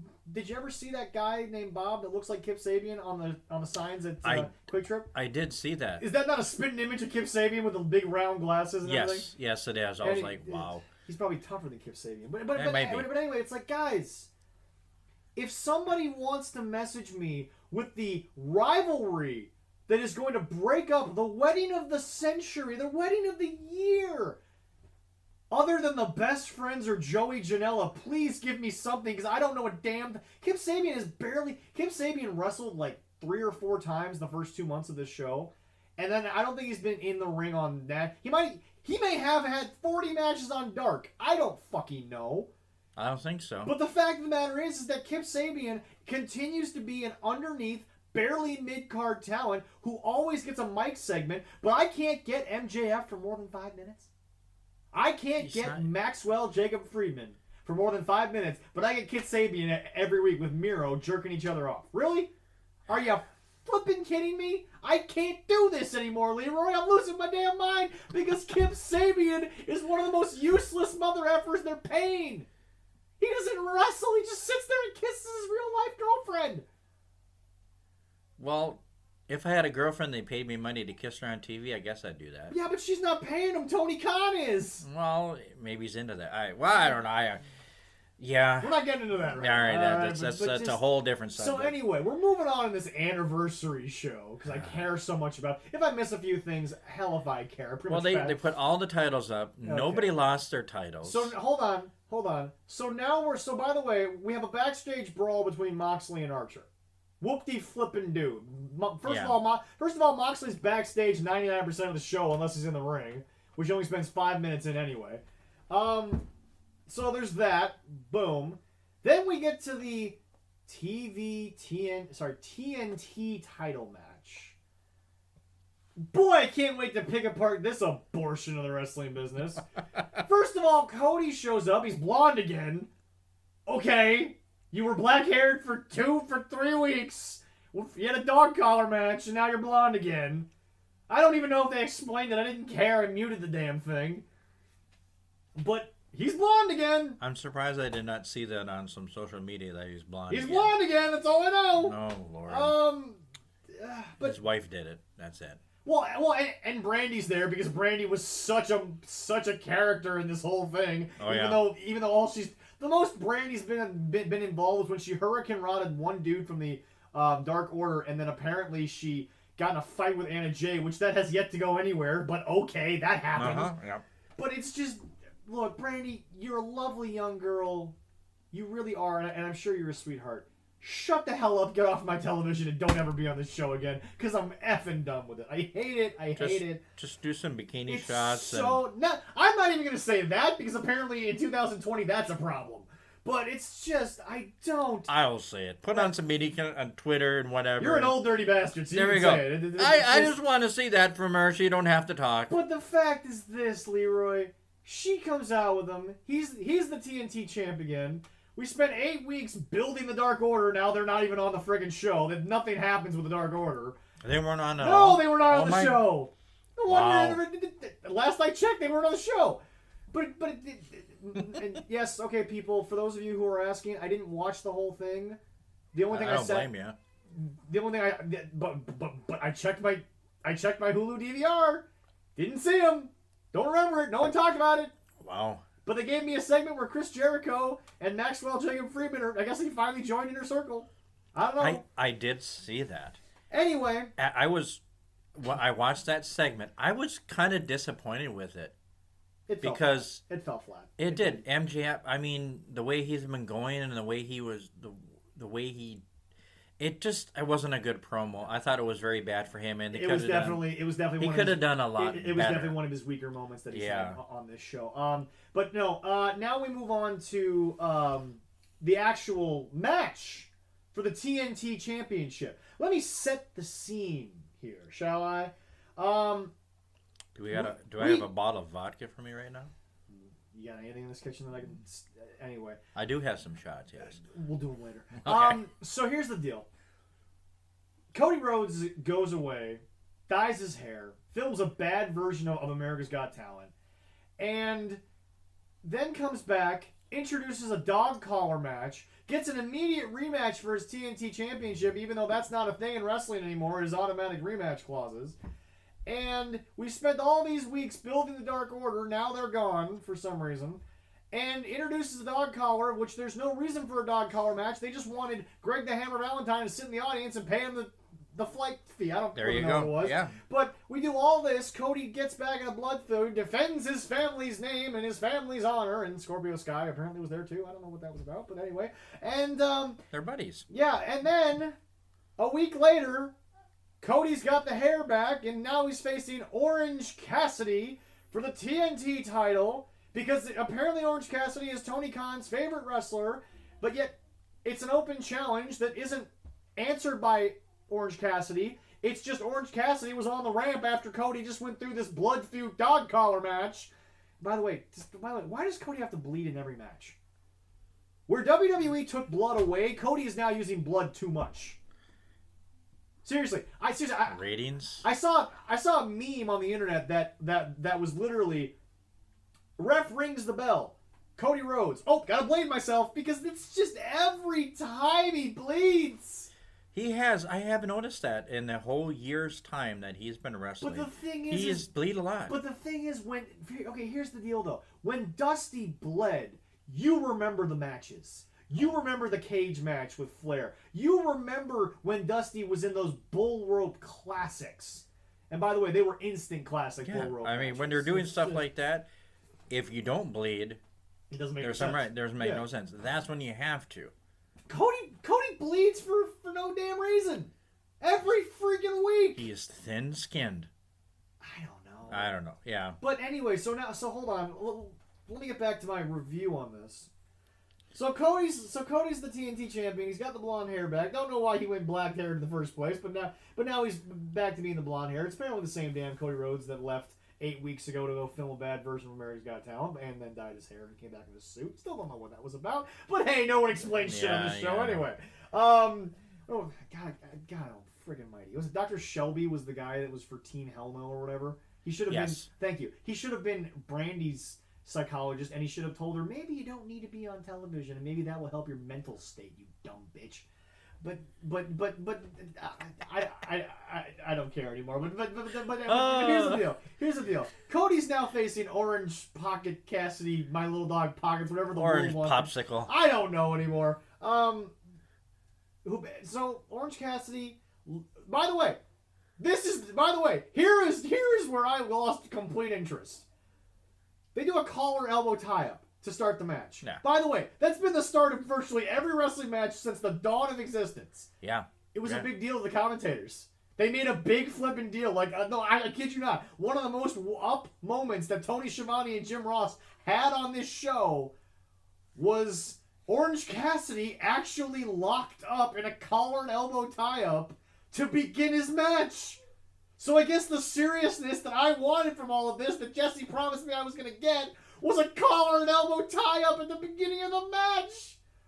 Yeah, we need more than just that. Because I haven't seen midget wrestling do that since the dawn of existence. Because Hornswoggle didn't try to do that with bigger dudes. No. Like, ladies and gentlemen, I watched Rey Mysterio try to go to collar and elbow tie-up with the Big Show, and it still was not considered that big of a deal. Then Orange Cassidy, collar and elbow tie-up with Cody Rhodes to start the match, and oh my God, you would have thought Tony Schiavone had seen the reincarnation of Mike Tenay. It was just terrible. But anyway, it's a long match. It went 20 minutes. I don't give a rat's hairy ass because Cody's always going to have a match that doesn't look like shit. But Pockets is still... I don't even know what to call him anymore. He's got so many dumbass nicknames on the internet. Orange Cassidy just doesn't seem to do him justice. Orange Julius, I don't flipping know. We'll figure it out. Julius Cassidy, Julius, I don't know. There we go. Well, in the next few weeks, we will figure out. Okay. We will figure out a nice. So there's that nickname for him. So there's that. That's the second title. Boom, ladies and gentlemen. Yay. What is our? How many titles they got? 4. There's 4 titles. Thank God they only got 4. The third match. Where's the? Did you print out like some of the big names in the PWI Women's Top 100? You got that list right there. Fantastic. Yeah. So, ladies and gentlemen, we're gonna slight detour here.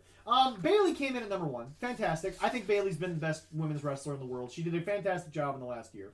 Becky Lynch was number 2. Fairly good. Liked it. The top 5. Yeah. Bayley, Becky Lynch, Asuka, Charlotte Flair, and Sasha Banks. All deserving. Great years by all of them. Even though a lot of them, 2 of them are not even wrestling and are inactive right now. Yeah, exactly. Number 6, just outside, was Hikaru Shida, who last year was 62, went up 56 spots. Then first of all, Riho above Io Shirai. The hell were you watching, PWI? Io Shirai below Riho. They were giving people favors. You think? I think so. Rhea Ripley at 11. I'm okay with that. Rhea didn't have the best year, but she was very good. Thunder Rosa top 4. Thunder Rosa up 83 spots. She had a great year. It's just some of these names on here, but then we get to 38 is Priscilla Kelly. We're gonna forget that. By the way, huge shout out to Nikki Cross for making the top 20. Very, very well deserved. Nikki came a long way as a singles competitor in the past year.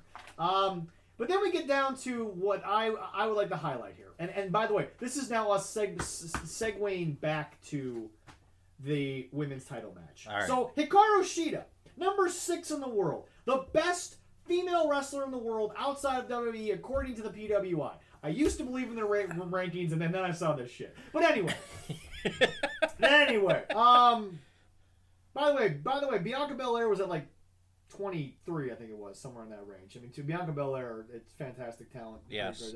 So anyway, that number 39, top 40, Big Swole. I want to point something out, Leroy. This match may have been the worst women's match I have ever seen in my life. And you know what? I don't care who you're married to, Big Swole. You're married to Cedric Alexander, who, by the way, got a contract because of his amazing athletic performance in the Cruiserweight Classic. Yes. And Triple H walked out on that stage and said, okay, I'll give him a contract. There's a reason why they didn't give your ass one. You are absolute shit. Leroy, this woman, first of all, this match was supposedly hard hitting. It was mostly pushing. They tried to nip up. Okay, they tried to double nip up where they were on the ground for so long awkwardly. First of all, we always remember when Shawn Michaels would wait till like the 7 or 8 count from the referee to get up. Yeah. Referee wasn't even counting. They were on the ground for an uncomfortably long length of time. Then you could see on television them look at each other, go for the double nip up. Hikaru Shida didn't even get on her feet. She landed on her ass. And then, oh my God, Lord help us all. Somehow Big Swole gets tossed over the top rope. Hikaru Shida climbs to the top rope, pulls Big Swole up to the top rope with her. This is going to be dangerous. We're on the top rope. Oh, dear God. Big Swole goes for a sunset flip powerbomb.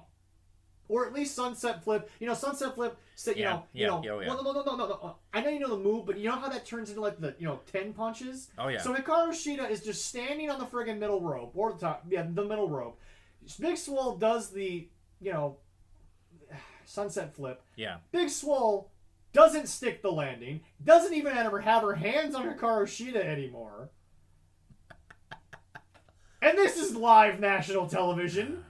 I saw different ratings for that. By the way, I've said on the show, I don't think Hikaru Shida to me is the less talented version of both Asuka and Io Shirai. I'm not saying she's bad technically, but she's got no personality. Yeah. It makes no sense.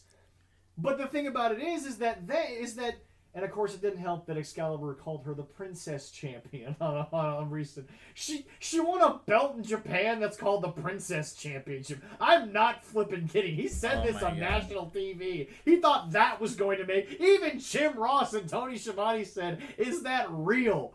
They don't even care anymore, dude. My little girl's a princess, and she didn't win a belt. No, she did not win a championship. She just is my princess. But anyway, moving forward, Big Swole, look, I get it. I'm not a pro wrestler. I'm not in shape to do it. It was bad. It was bad spottiness. They weren't together. They didn't go over this match in the back, and if they did, I don't think anybody would have looked at them and said, that's what you should do. Well, I saw a lot of reviews on this women's match, and it was bad. And it was. It was so flipping bad. I did not find any good review for it. I couldn't find a good review on Pro AEW boards. Oh, yeah.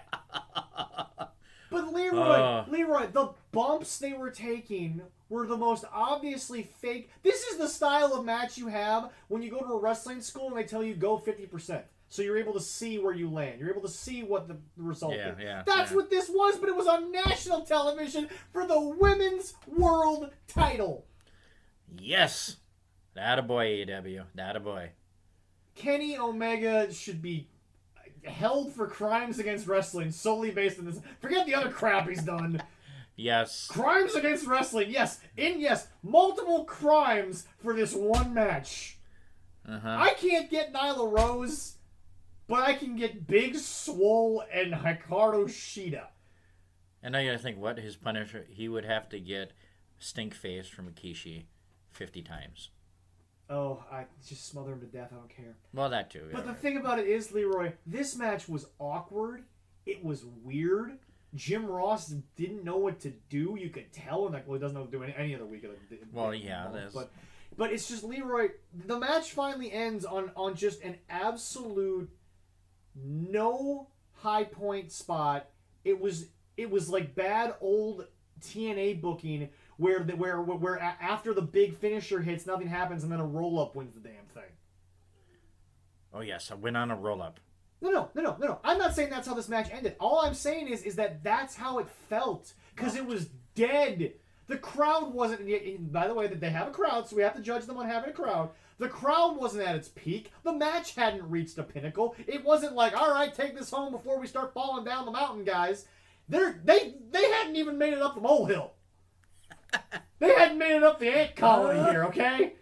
This was an abomination to the wrestling business, and it is proof, again, that just because you want to take on WWE, just because you want to be inclusive, just because you want to show off the best talent in the world, it doesn't mean you need a women's division. You can do it at a different time. You can do it when you get some talent. There you go. Well, how many people did they have in there? It was like, what, 20 fans or something? I don't know. I don't know. It's a small percentage. But the fact of the matter is that this match, and I can't. And by the way, folks, my face is up against this microphone because it's the only thing holding up my friggin' brain because it's been throbbing since dude. I watched this match with Allison and my buddy Tony, and Tony's not a big wrestling fan. Yeah. He's technically only watched it because I've had it on in the background. Yeah. He even looked at that and said, "What the hell did I just watch?" From a non-wrestling person to sit there and be like, "That was a waste." Oh. This is a guy who watched the Eye for an Eye match and the Swamp Fight match and said that was better than Big Swole versus Hikaru Shida for the women's championship. Oh. You had Thunder Rosa, and you give me Big Swole. Yeah. Really? I wonder if we're gonna get some hate mail soon. God, I hope so. I want some. God, I hope so I can look at people and be like, "You're gonna defend this match. You're gonna sit there, and for the 11 plus minutes that this bullshit went, it was under 15. I was surprised. Hey, you know what? And we got like. And I'm bringing this out right now just because just to lighten a little bit. Please. We got like 40 hits in Canada. I love you, Canada. The Canucks, they're loving us in Canada now. I love it. It's crazy. I love you, Haps. I really do. But anyway. We love our Bret Hart. We do. But anyway, no, Leroy, seriously, please, I am begging you. Go find a link to this match, whether it's on YouTube. I will try. I'll try my best. If you have to come over to... Okay, by the way, I'm off work tomorrow. If you want to come over for an hour and watch this shit on Hulu, I will show it to you, because it is shit. It is garbage. I will try my best to find it. This made Eva Marie look like friggin' Beth Phoenix. I am not kidding, folks. Oh, my God. I will try to watch this, and I'll make sure not to have a full meal beforehand. Leroy, because I might lose it. Leroy, here's the deal. I've been trying not to say it because I actually think Hikaru Shida has some talent. But you know what? I'm going to say it. This actually, this makes up for Cameron's split ref count while the shoulders are up type scenario that happened in WWE. This makes up for that. That's how bad this was. Oh my God. This actually redeems Cameron's moment where she did the splits leg drop on Naomi and Naomi was face down and she said, "Count it, ref." This actually makes up for that. That's how absolutely garbage this was. Oh my God. I hope I survive by watching this. Oh my God in hell. Maybe it's she looks bad maybe because of who she was wrestling. That probably didn't help her either. They both stunk. But Hikaru Shida, this was one of the worst performances I've seen from her. And honestly, I get half-assed girl wrestling out of her. No offense, but I do. Yeah. And Big Swole, she's just terrible. All right. It's awful to watch. She's awkward. These power moves that they say are just bad bumps that they have to cover for. I got nothing on this, man. And she was top 40. Yeah. She was top 40. So now it's time for the main event, the heavyweight championship. Jon Moxley won. That's the end of my segment. All right. I don't care. Jon Moxley's matches are all the same now. It's just backyard. What it is Jon Moxley is doing death matches that are allowed on TV. That's all they are. It's not good wrestling. It's not high flying in theatrics as in lucha libre. Yeah.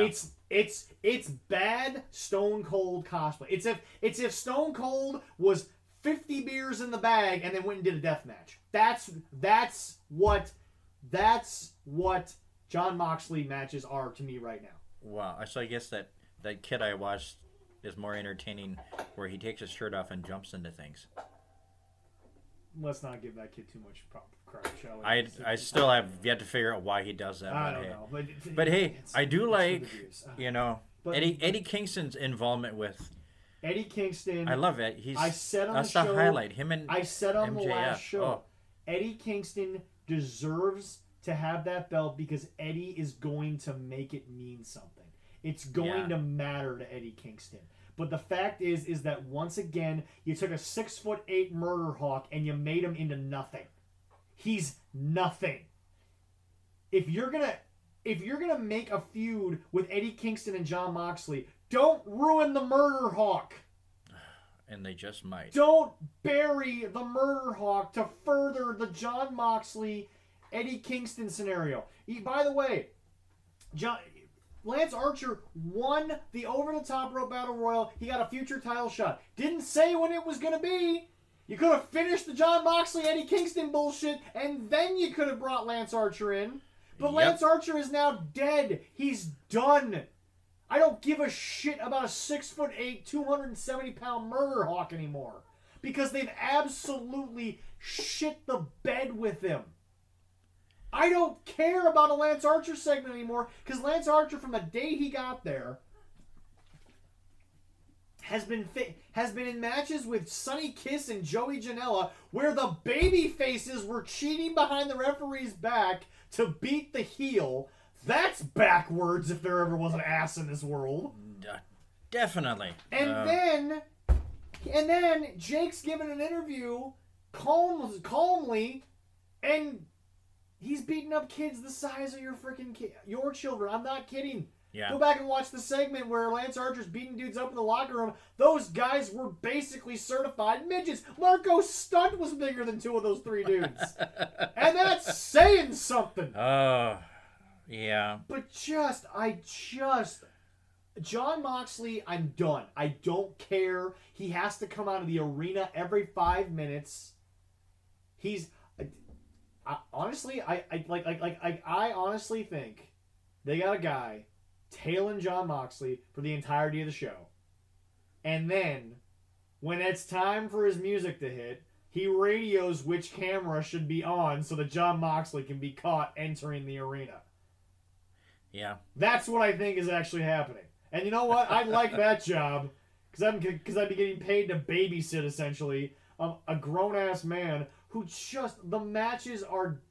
Again, it's bad deathmatch wrestling where he's not allowed to use weapons because he's actually on a nationally televised program. That's all it is. It's not good wrestling matches. Jon Moxley, I'm done. You are not entertaining. You are just like pulling teeth and not the relief afterwards. I've got a sepsis problem. Well, I can hope that after this, maybe we'll get one or two good things. Maybe. Can we just make this an open face sandwich? Do I have to put a compliment on top of this? No, you don't have to. No, you don't. I give you total permission. We're just gonna make an open face sandwich.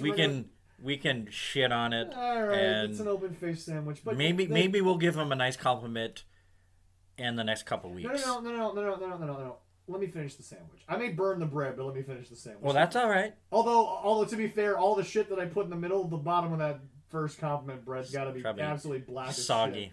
Oh, it's terrible. Going through it. Too much butter. Anyway, no. Okay, here's the deal. You have brought out a side of Chris Jericho that I don't like, but it does show that Chris has some ability to create. Yeah. You have allowed me to learn the names of a lot of unique people, but you won't give me enough of them. You won't give me more MJF. I want more MJF. Yes. God, yes, I do. MJF deserves an interview segment. Do the Trump thing. I don't care. I may hate Donald Trump, but if you do the segment, I'm not going to hate your ass because you do a Donald Trump segment. Yeah, I'll go for it. But the fact is just give me something with MJF because he wrestles once every 6 weeks. He talks once every 8. And for some strange reason, I don't know if they don't want him to steal the thunder, but he does well. Oh, by the way, the Cody versus Orange Cassidy segment was actually the highest rated title match, period, in the history of just AEW. It was about 922,000. Watch the match. Wow. So a lot of people watched. They watched. They wanted to watch some orange juice.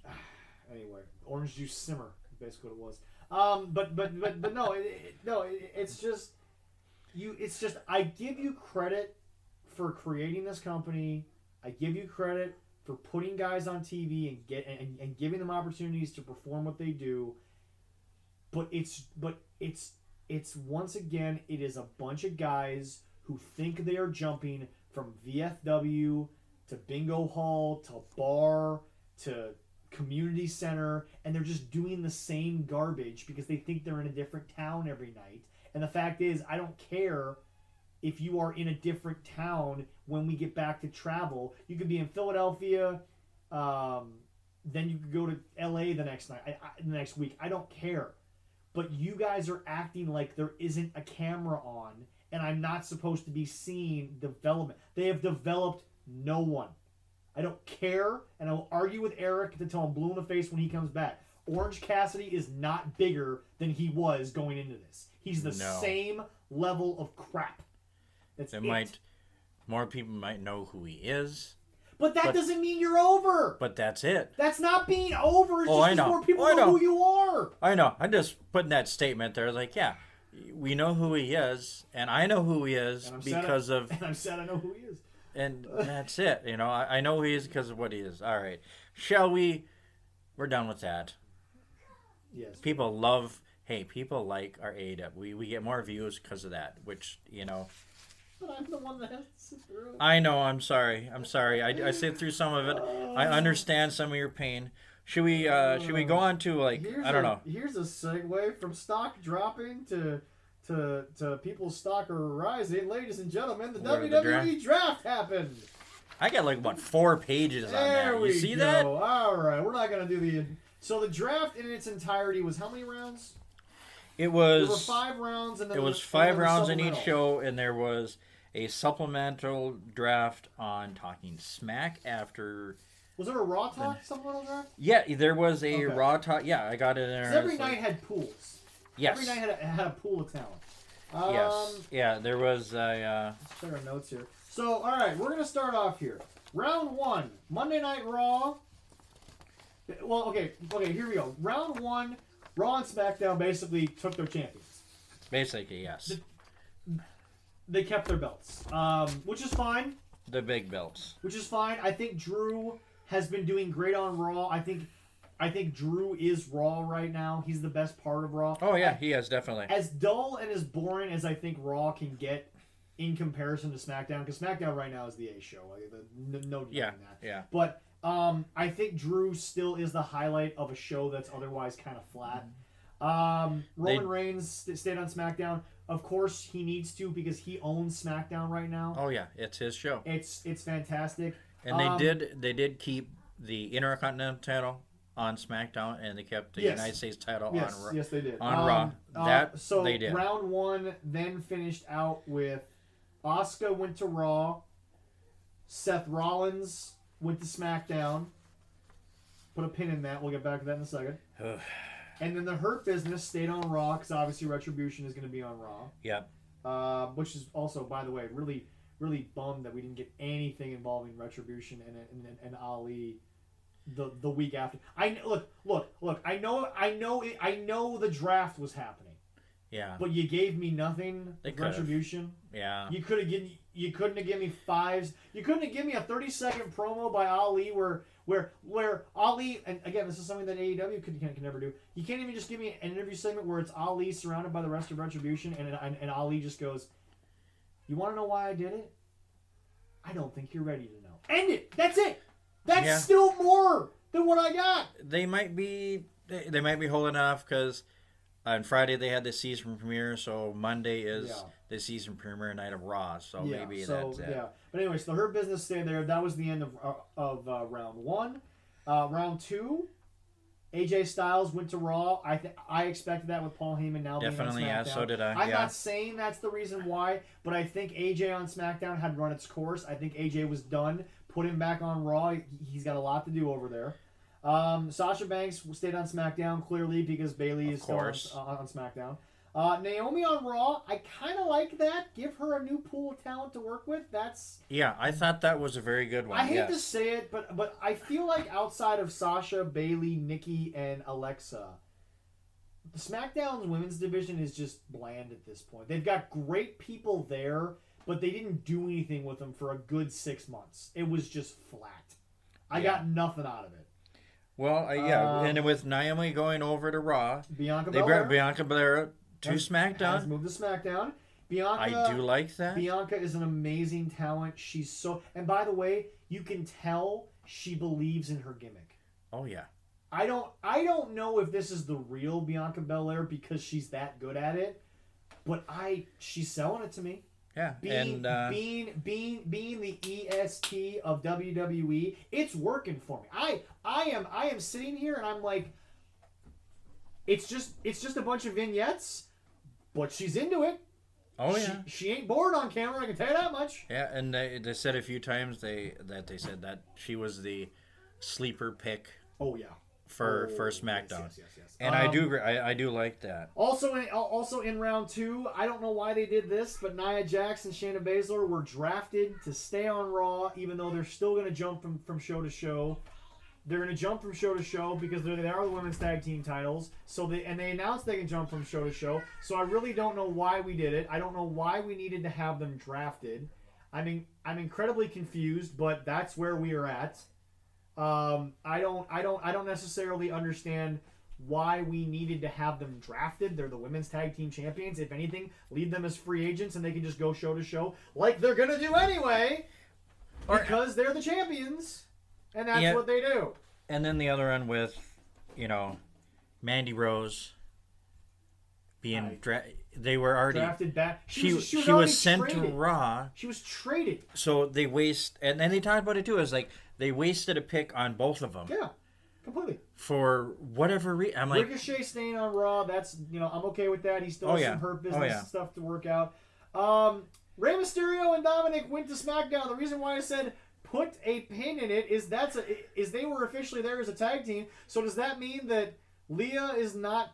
Or Aaliyah is not a part of the Mysterio clan anymore? Or did they dunk that because I'm hoping. I was hoping Seth was gonna leave that crap on Raw because I'm sorry, this segment is not bad. It's too long. It's been drawn to. We're like, okay, they started drawing blood and there's no blood left. That's what it is, a dead bloodless corpse. And they did it, but then also Murphy is on there too. So basically you just pick up the whole bullshit, send it to SmackDown, which has actually been having good shows, and we're just gonna shit on Fridays now. We'll see. And from what I read, and I was reading more insights into this, which people say, why are you doing insights into the draw? I'm like, why not? Because it's news, and they think that Fox wanted that story to be brought over there for some reason. I do think, even though they announced it on the show, I don't think that it's kayfabe. I do think that Fox and USA executives do have a little bit of say in this, because they are so invested in these shows. The only thing USA has right now is NXT and Raw. That's it. Yeah, and a bunch of reruns. That's all it's got. Fox is being kept up by SmackDown on their local channel. But we move on. Miz and Morrison are now on Raw. I like it. I think it's a decent move. They can have, it's a whole new crop. And then the big shock of the night, kind of, you could say that. Kofi, the New Day, and Xavier. That's it. Were drafted to Raw, and they didn't say Big E's name until the very next pick. Big E stayed on SmackDown.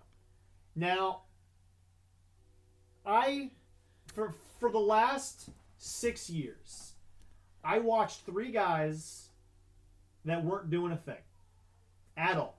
Xavier Woods had just come out of the thing with R-Truth. But nothing there. Yeah. Kofi had just been floating around. and Big E another floater. Nothing.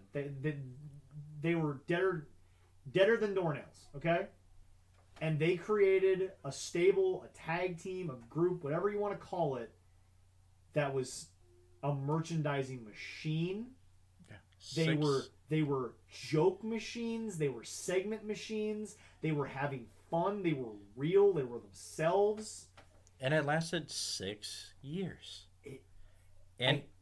I don't agree with you tied the Dudley Boys record on a swap.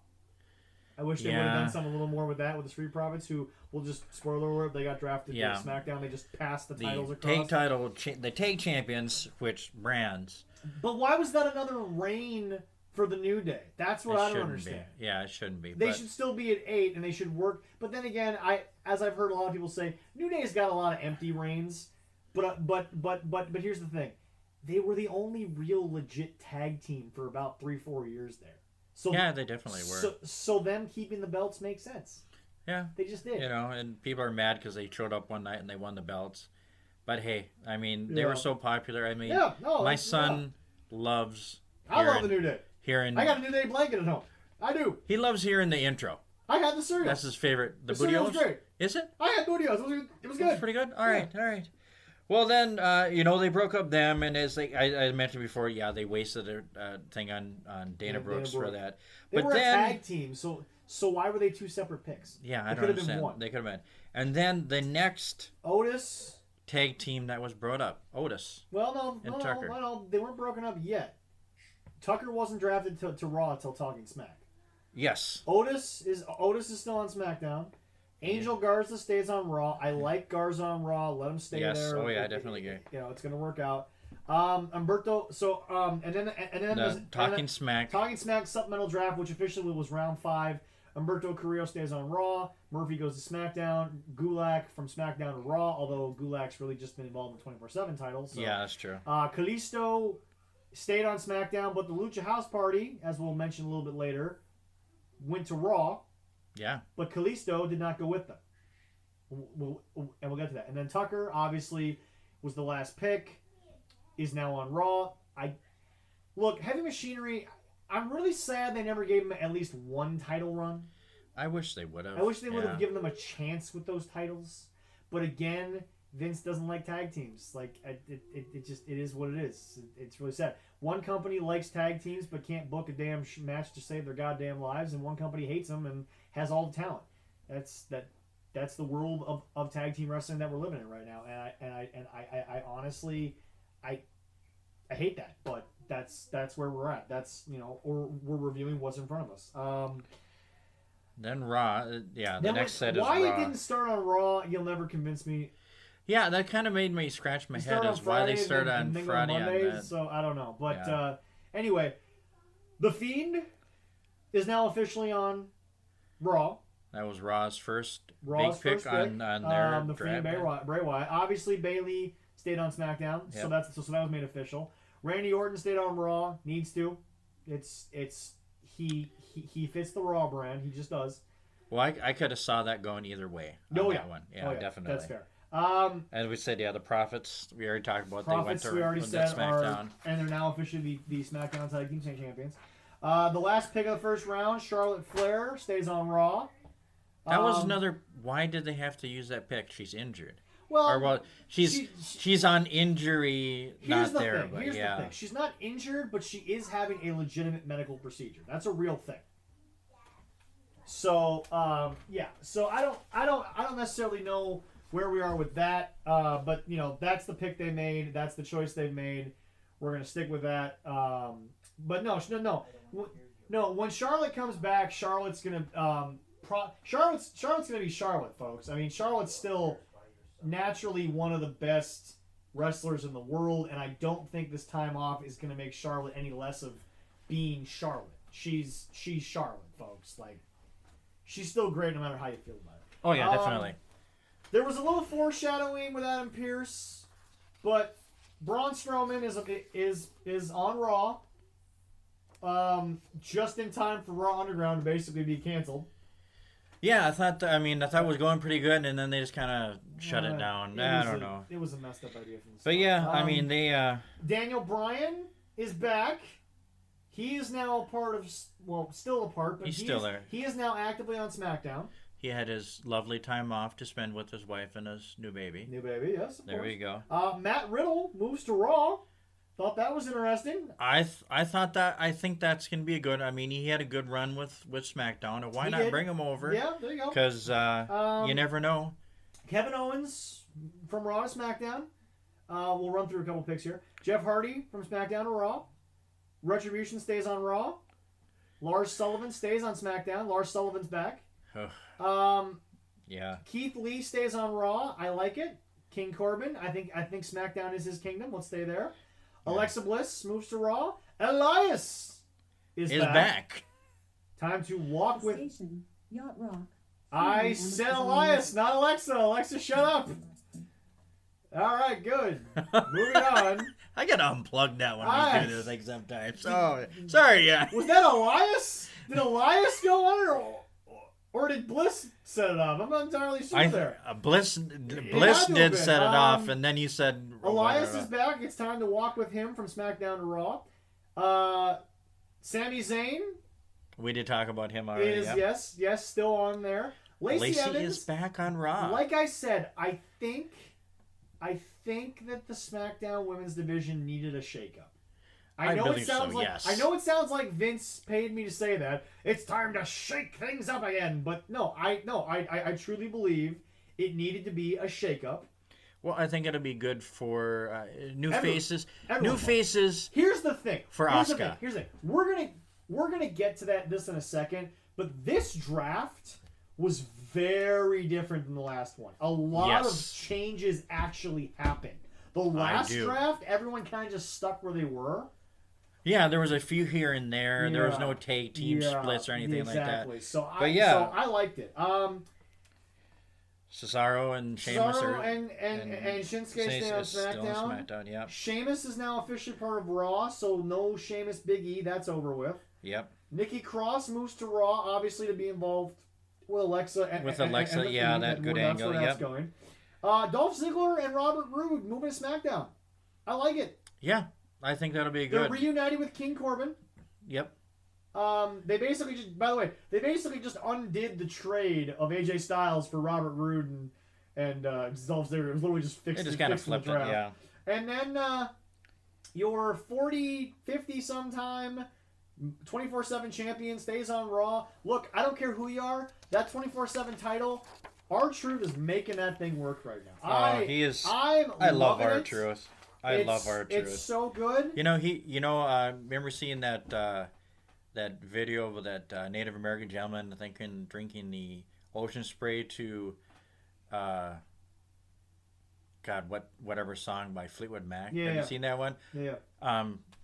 R-Truth did his own spin on that one R-Truth, too on Twitter. I was like, oh my god, R-Truth, I love you. And the 24/7 championship. That is something where I'm like, you know what? I didn't know I needed it. I still don't know how much I want it. But God bless me, I can't imagine my life without it.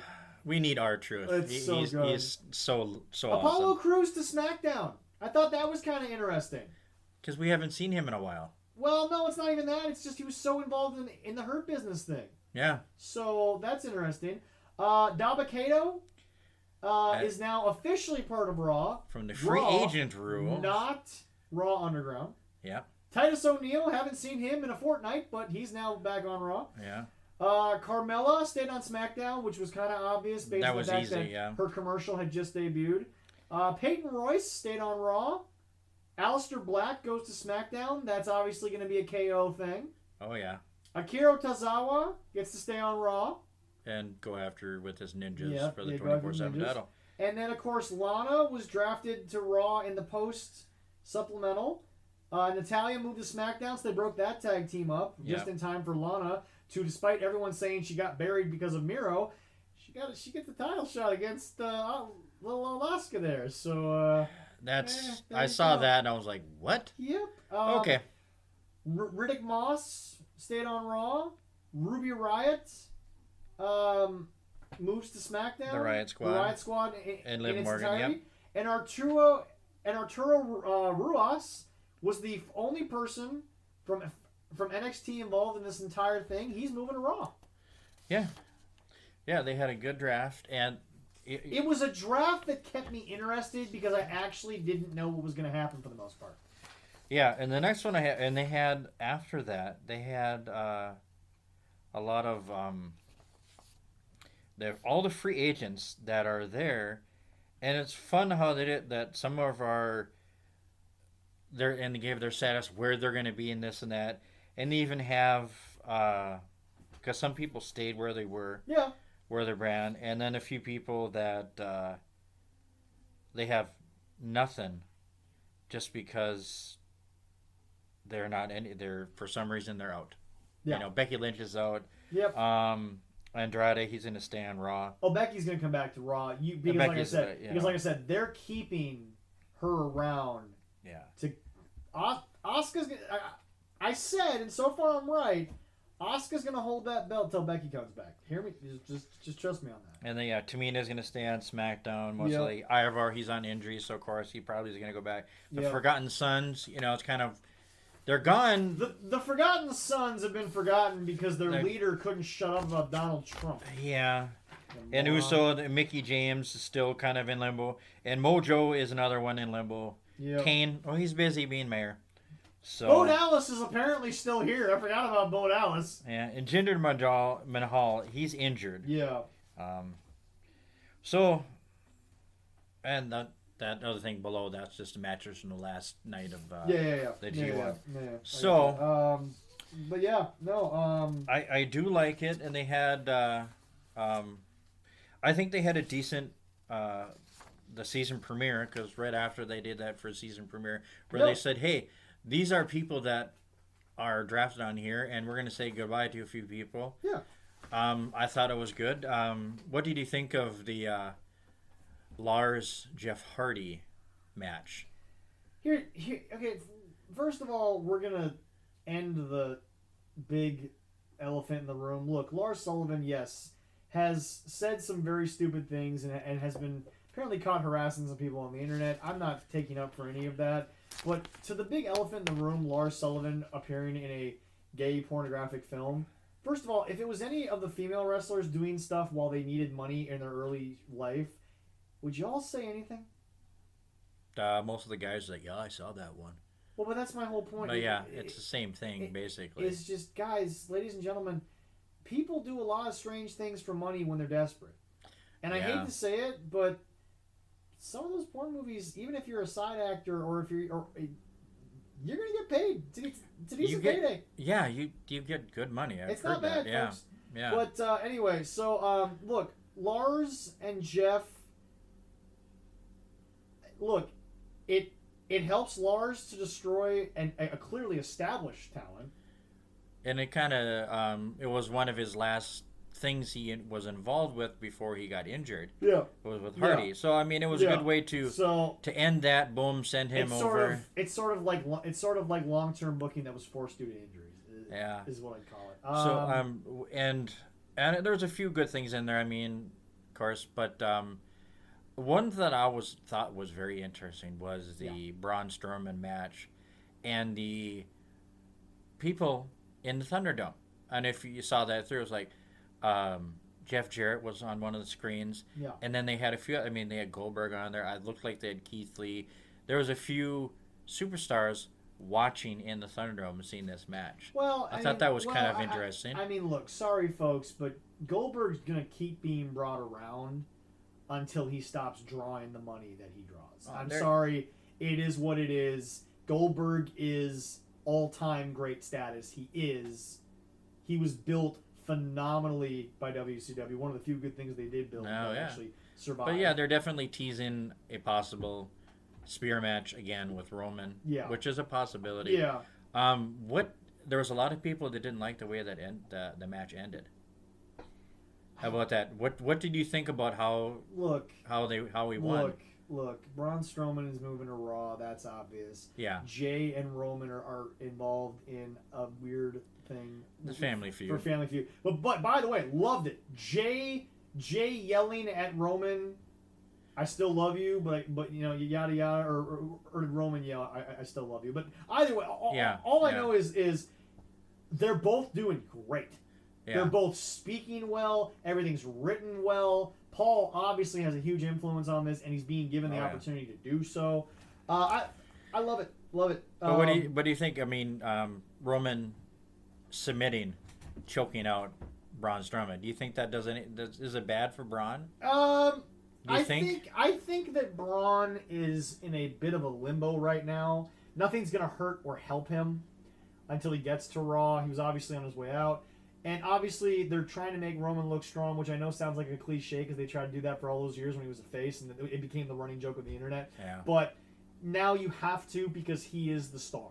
Now, it showed great. But yeah, I do love how they're going with this story. It's great. I love it. It's what else they're going to end with that? I mean, and then this Monday is going to be the Raw premiere. Well, we'll talk about that later. Yep. But I think the next two kind of pay-per-view kind of stuff that's going up. I mean, the Hell in a Cell. Yep. You know, we got a few matches that are already announced, and it's a week from today. Yep. And they only have, they did. Hell in a Cell, I Quit. Your thoughts? I think it's going to be interesting. But mainly, I'm surprised they haven't done it yet because it seems like the prime environment for it. It is. But I love, the interesting part about it is, hey, we're going to do an I Quit match. And when I make you say I quit, as Roman told him, something else is going to happen. Oh, yeah. Okay, what? Yeah. I mean, anything could happen there. It's and here's I'm surprised it's with Roman Reigns, and I'll explain why. This is one of the best things they've done in years. It is. Yeah. Bar none. Love it. And the reason why I'm surprised it's with Reigns is because I thought that we kind of just had hit a peak with him. He was just going to be who he is, and we weren't going to find a new layer. And we did. And now I'm like, okay, yeah. Where this been all this time? But here's the fun part: is this going to be the last match? Are they going to have a third match? I have no idea. It's for the belt, so obviously Jay's not winning. No. I still don't know the health status on Jimmy, so I still don't know where they're going to go with that. Yeah. I don't know. What's really weird is this was I thought a one-off. Yeah. We're going to make Roman look like a real badass heel. He's going to beat up Family, and then Family's going to go away. They're continuing this, and I didn't know if I wanted them to, but now I'm happy they did. Yeah. Oh, yeah. It's going to keep going. I mean, and I'm wondering who else they're going to have. Well, they only announced a few matches for that. I mean, they got the title matches for the women's, for both the Universal. Randy versus Drew, right? Yeah, and that's right. But they haven't announced any other matches. Yeah. So they're going to do like they do sometimes. They're going to throw 50 matches for us during this week. But so again, this has been the formula for any wrestling company. Yeah. The next two shows leading up to a pay-per-view, it's setting up a pay-per-view. That's all it is. But we got the big ones. I mean, at least we got that. You know, there isn't anything that. And then when they announced the Halloween Havoc for NXT, I thought that was take my money. I love to see it back. It's very interesting that they're I mean, two different ones. We got War Games back. Now we get Halloween Havoc back. I like it. I like that to be or whatever. I like that it's down in NXT because I get to see a pay-per-view that I'm expecting. I do like the spin of the wheel. I think it makes the Garganos nervous. Yes. I am looking forward to it. Shotzi, it's clear she's the host because of her gimmick. Yeah. Don't know how I feel about her hosting. I don't know if she needs it. No, she doesn't. But if you're not going to use her on TV, go ahead and do this. Shotzi, stop doing stupid poison ranas in the damn hard part of the ring. Please don't ever do that again. Yeah. But no. No, I think it's cool that they're bringing back old names that we know. Yeah, I think it's fun for us. It's got nostalgia with the ability to create more. And they're doing that on the Wednesday nights, right? I think so. Am I right or am I wrong? Is it a Wednesday or a Saturday? I don't know. Let me just look up the time here on Halloween. Yeah. Anyway, but no. I mean, obviously, Halloween Havoc for you brings back a lot of memories. Oh yeah, I mean it's great, and if they have it set up, and I think they do have it set up right before Halloween, because Halloween is on a Saturday this year, which is a lot of fun. So I mean, they might be doing it on the Sunday before or on the Wednesday before, but yeah, it sets it up for great, and they're continuing October 28th. 28th. Oh, that's a couple. Yeah, that is just. So that's going to be that Wednesday. Yeah, it is. Yeah, but I did like they are expanding the Gargano family there. If you saw during the match, what female wrestler did they hand the brass knuckles from? That was, I'm not exactly. Yeah, she's kind of been a somewhat underneath talent, but they're bringing her in a very unique way. I thought that was kind of like, oh, so I mean, they could be starting a little bit of a faction like this too. So just a quick note, I'm sitting here and I just Google searched best Halloween Havoc matches. Oh, what did it pop up? This list, which is from placetobenation.com. Number 10, Davey Boy Smith versus Lord Steven Regal for the World Television title. Ooh. In '93. Number 9, Doom versus Arn and Rick for the tag titles. Halloween Havoc 90. Yeah, there you go. Goldberg versus DDP for the world title at Halloween Havoc 98. That was a very good one. It was a good time. I remember that one totally. Savage versus DDP in a last man standing match. The Las Vegas sudden death match at Halloween Havoc 97. Yeah. Vader versus Cactus Jack in a Texas death match. Halloween Havoc 93. That was awesome. Number 5, Steve Austin versus Dustin Rhodes for the World Television title, Halloween Havoc 91. Yeah. Number 4, Tommy Rich and Ricky Morton versus the Midnight Express. You gotta, when you talk great tag... Yes, you definitely, that is right there. They're awesome. Oh, Halloween Havoc 1990. It's a tag team match. Which one do you think I'm talking? 1990 Halloween Havoc. Oh. This if you can find me a better slobber knocker of a tag team match, good luck. Heat Steiners. Or am I Steiner's Nasty Boys. Dude, I forgot about the Nasty Boys. Steiner's Sorry, Nasty Boys. Very sorry about that. Number 2 was Brian Pillman versus Lex Luger for the NWA United States Championship. Wow. And number 1. All right. Number 1, I can't argue because it's one of those matches that it'll make you a wrestling fan or you'll have nothing to it.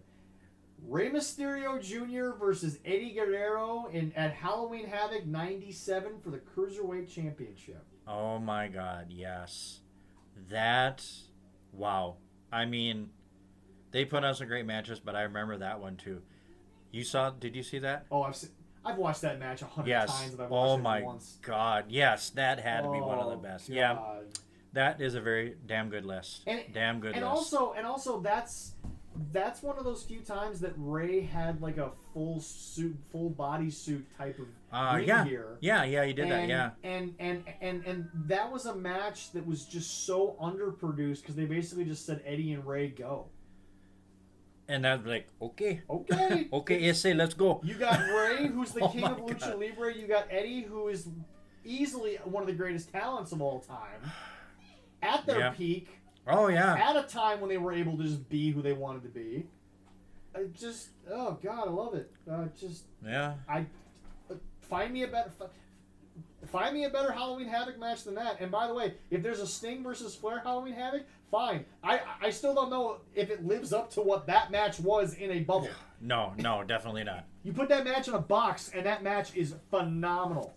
Yeah, we'll definitely be talking about more Halloween Havoc probably next week. Yeah. Next week about if they got more matches on that. Yep. Definitely doing up with more Hell in a Cell, doing a little preview because after we do this, it'll be happening. Yeah, and show. Hopefully, tentatively, we might have some guests on next week. Maybe not. It's the plan. Like that is up the in hope. the air. And before we get done, too, I don't know if you did see that. I want to give a shout out to Mr. John Cena and his new missus. Just the other day at a private ceremony, he got married. Congratulations. Yep. She's a looker. Yeah. Damn. Oof. I wonder if Nikki's gonna send him a congratulations. That you saw that, didn't you? I'm from like, the baby ward. From the baby ward. He didn't say anything. There whatever. But no. I mean, look. Here's the deal. I just want to point this out. Everybody says they're not going to get married ever again. And it happens. Until you find someone that you're just comfortable with. It is what it is. Well, I've said that, and you know what the bad part is? I work with all women in this kitchen when I work in. You do. And they've already figured out who I'm dating and who I'm going to marry. Okay. I don't know how they figured that out, and I don't even have no clue.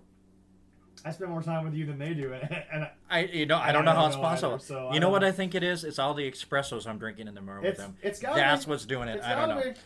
I don't know. I told you that shit was bad for you. It's a ruining. Yeah, I know, but the more I drink, the better it is. Yeah, there we go. So anyway, honestly, that to me, that's the end of that. I personally thought that was a good show. Thought we did a good job covering a lot of things there. I want to give a little shout out to Darren because he's doing his Snapchat. Mm-hmm.